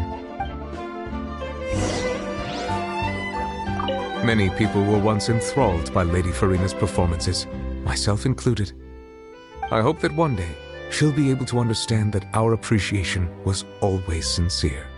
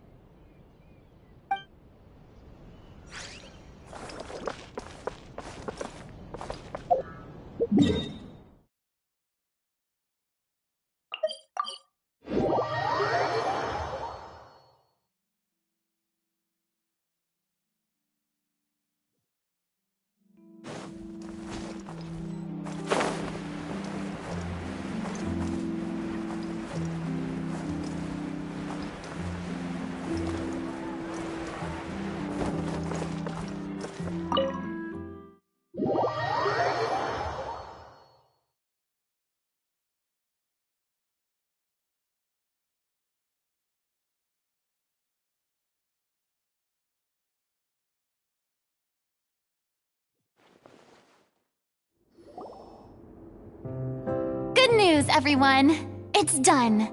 The opera epiclese is booked. Thanks to my eloquent and impassioned speech, Monsieur Nervalette was moved to provide us with a fitting stage for this special performance.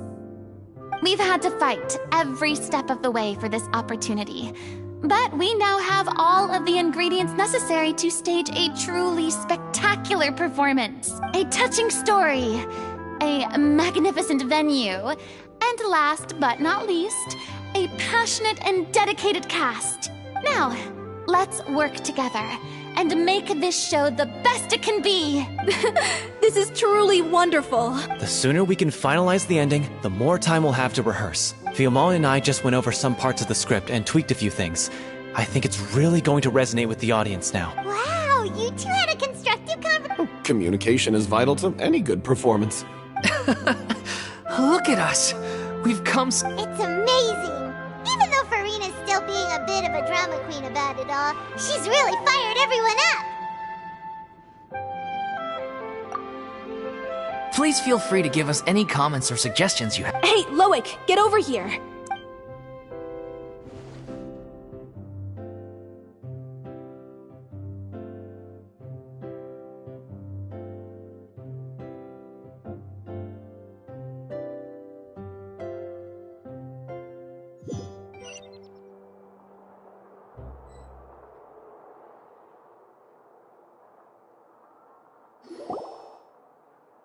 Cursed Cleo. She stole the waters of life from us. She's a fraud, and she must pay for her crimes.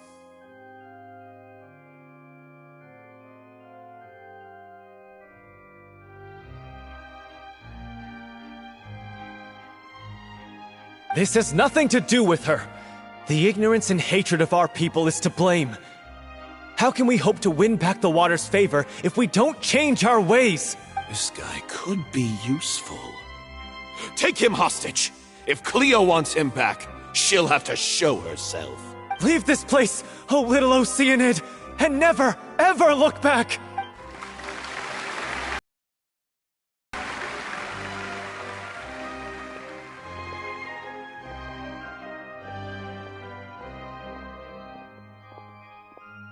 Everyone's really throwing themselves into their roles.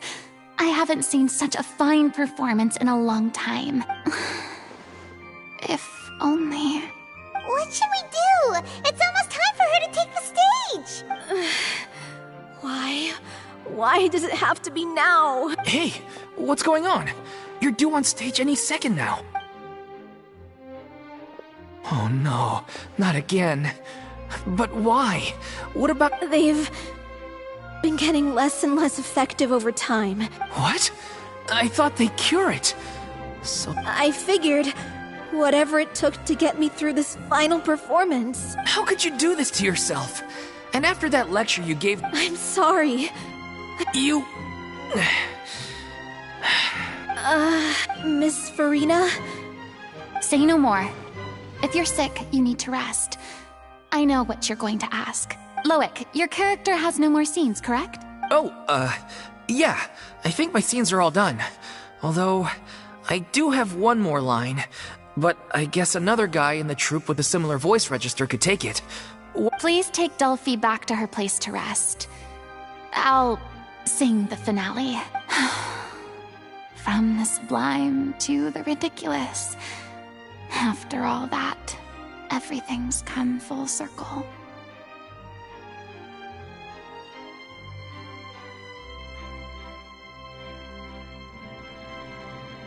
Thank you, Miss Furina. I'm so— Never mind. What's done is done. It's really my own fault for getting in too deep. No one likes regrets, myself included. Leave it to me. I've watched you rehearse so many times that I've learned Cleo's part by heart. I do not doubt your acting skills, but please allow me to ask just one more question.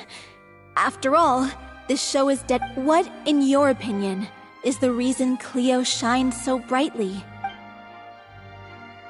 It's her pure heart. Despite all the pain and loneliness she had to endure, she never once stopped believing in the beauty in this world. Well said. I leave Director O'Reilly in your hands.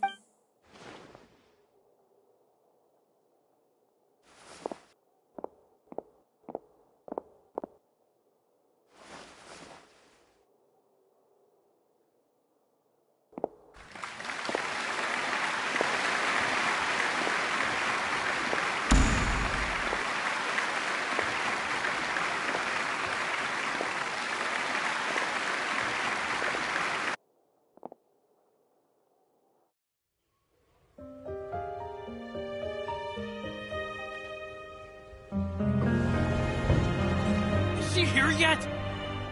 Let's get here! She's not coming! You're wrong. She's here.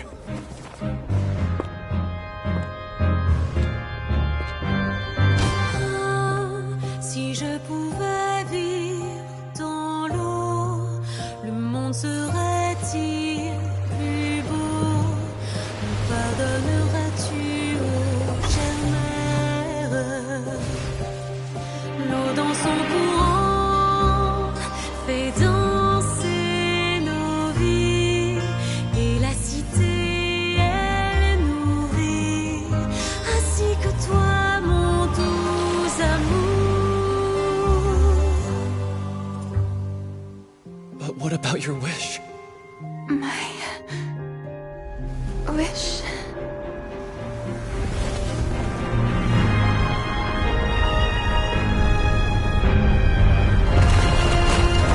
Become human, you can reveal your secret to no one.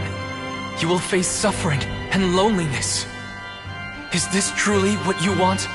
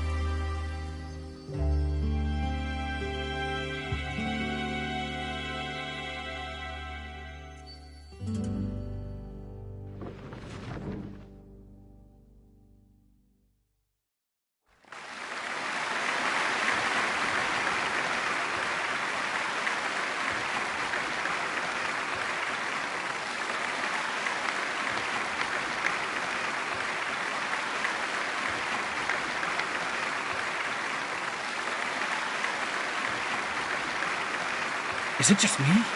Or was that Lady Furina on the stage just now?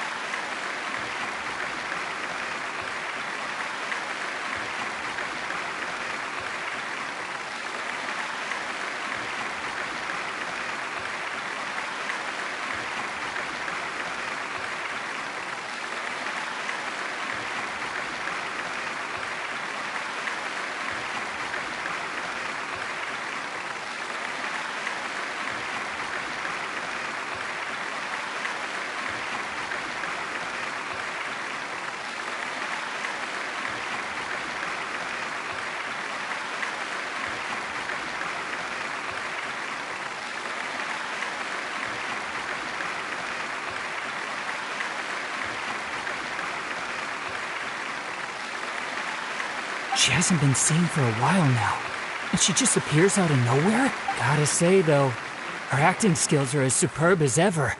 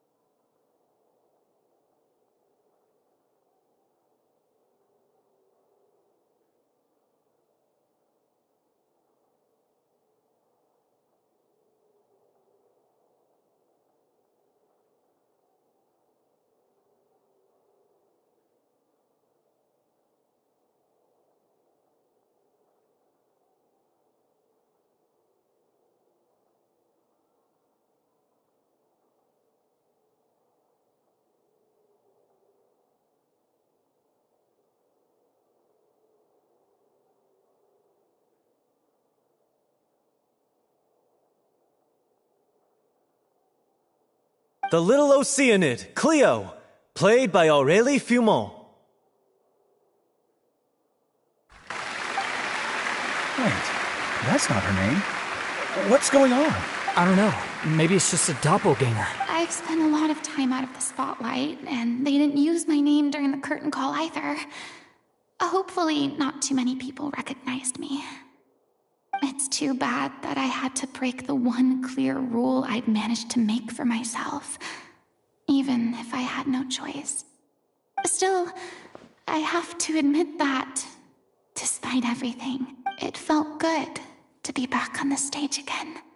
Finally, we would like to give a special thanks to our artistic consultant and event coordinator, Miss Furina. Hey, that's not what we agreed on!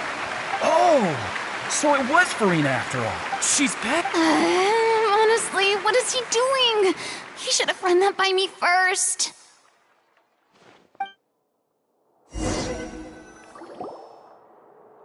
All right, calm down. Don't be mad. This was a group decision. We just didn't... After all, it's been the rule in Fontaine since ancient times that everyone's work, visible... Yes, I know the rule, but it should still be applied on a case-by-case basis. I wasn't ready for this yet. It's no big deal. What's the worst that could happen? Oh, yeah? Well, since you think it's so easy, you can sign them for me. This is a great chat and all, but can we talk about that crazy thing that happened during the show? It nearly gave Paimon a heart attack. Paimon flew over to where she was supposed to be and was about to drop the prop vision, and then suddenly, a real one popped out of thin air!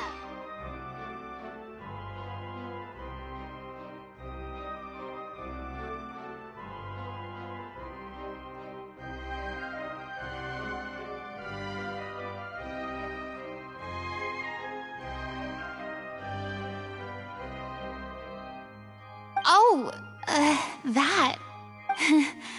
I've got no idea what happened there either. But hey, it worked pretty well, didn't it? I'll bet the audience has never seen such a realistic prop. Wait, what about Dolphy? I wonder how she's doing. Oh, let's go check on her as soon as we finish clearing the stage.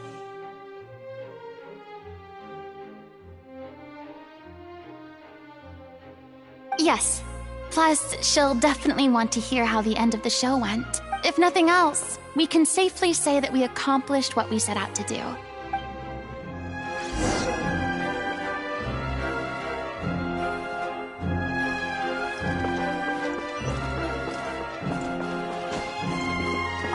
I thought Cleo's actor sang very well.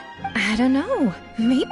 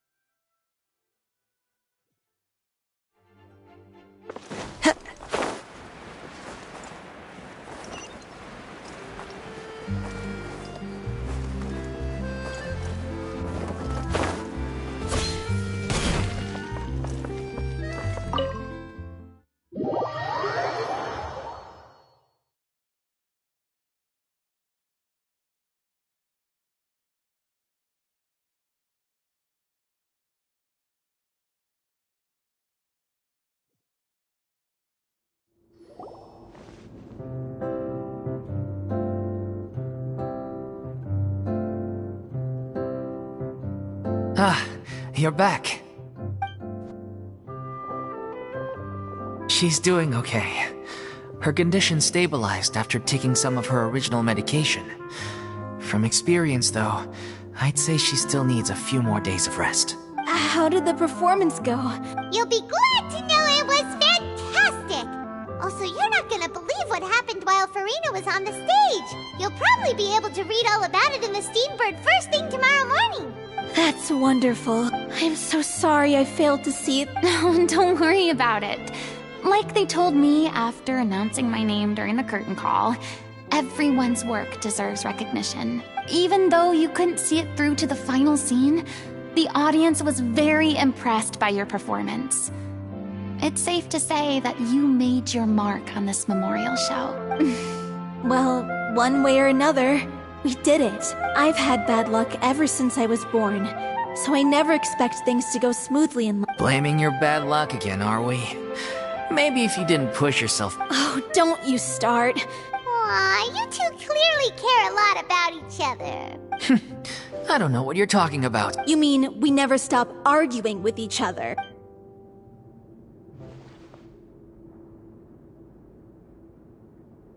So, any plans for the next step?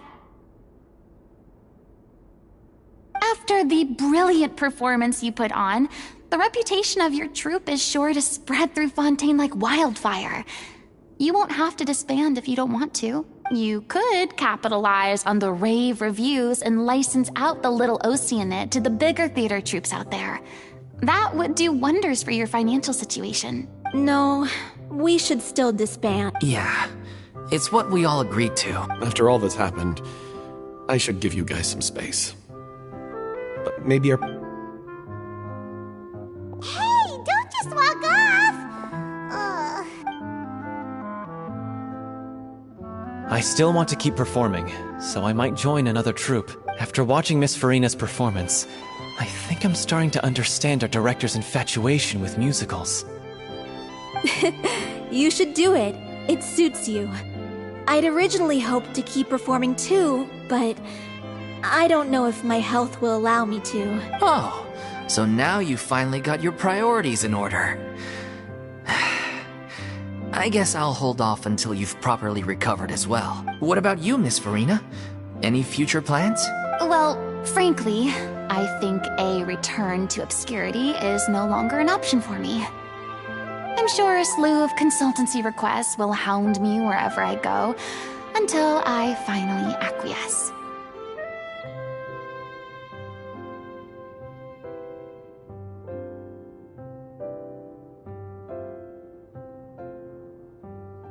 You rather sealed my fate there with your special thanks at the end of the show. Sorry. It's quite all right. No need to apologize. What I meant to say is that this whole experience has shown me that perhaps I'm not as averse to a return to the stage as I previously imagined. Maybe Nervillette was right. Maybe Cleo is the right role for me. I still don't wish to pretend to be someone else, but I do have a desire to express myself. So, maybe the show will go on for me after all.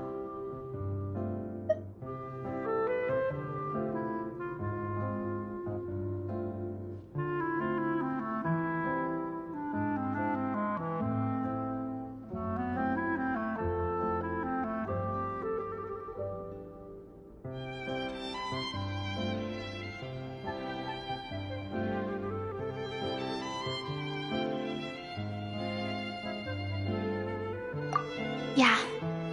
There was once a time when I was an actress in a masquerade, seeking only to hide the truth. But from now on, I want to spend my time learning real stories about real people and how they touch the lives of others around them. I want to watch them blossom and wither, see them refined on the page, retold on the stage, and remembered long into the future.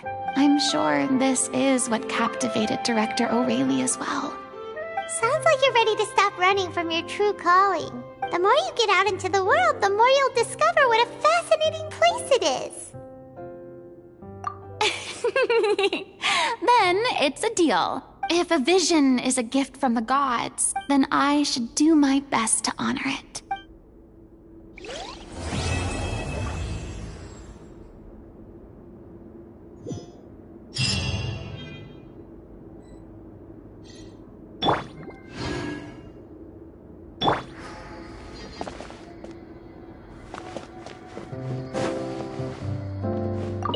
Thank you so much. I feel like I've rekindled the passion I had when I first joined the troupe. It might turn out to be too little, too late for me.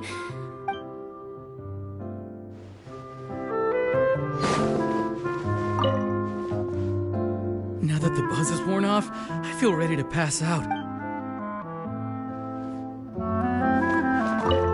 I'm just finishing packing up. As soon as I'm done, I've got an interview with the Steambird to get to. Thanks to all your help, this show was more perfect than we ever could have hoped for. But most of all, I want to thank you for giving me the chance to finally say farewell to O'Reilly.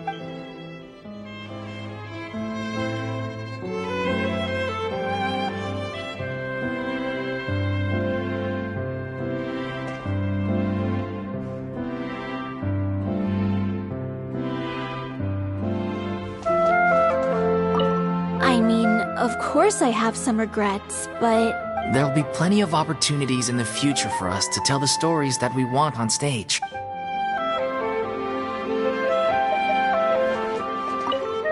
It's ironic to think that in my whole time as a god, I could only ever dream of receiving this kind of power. And now that the gods have given me their blessing, it actually feels more like I'm finally able to take my fate in my own hands. Is that how humans feel about it as well?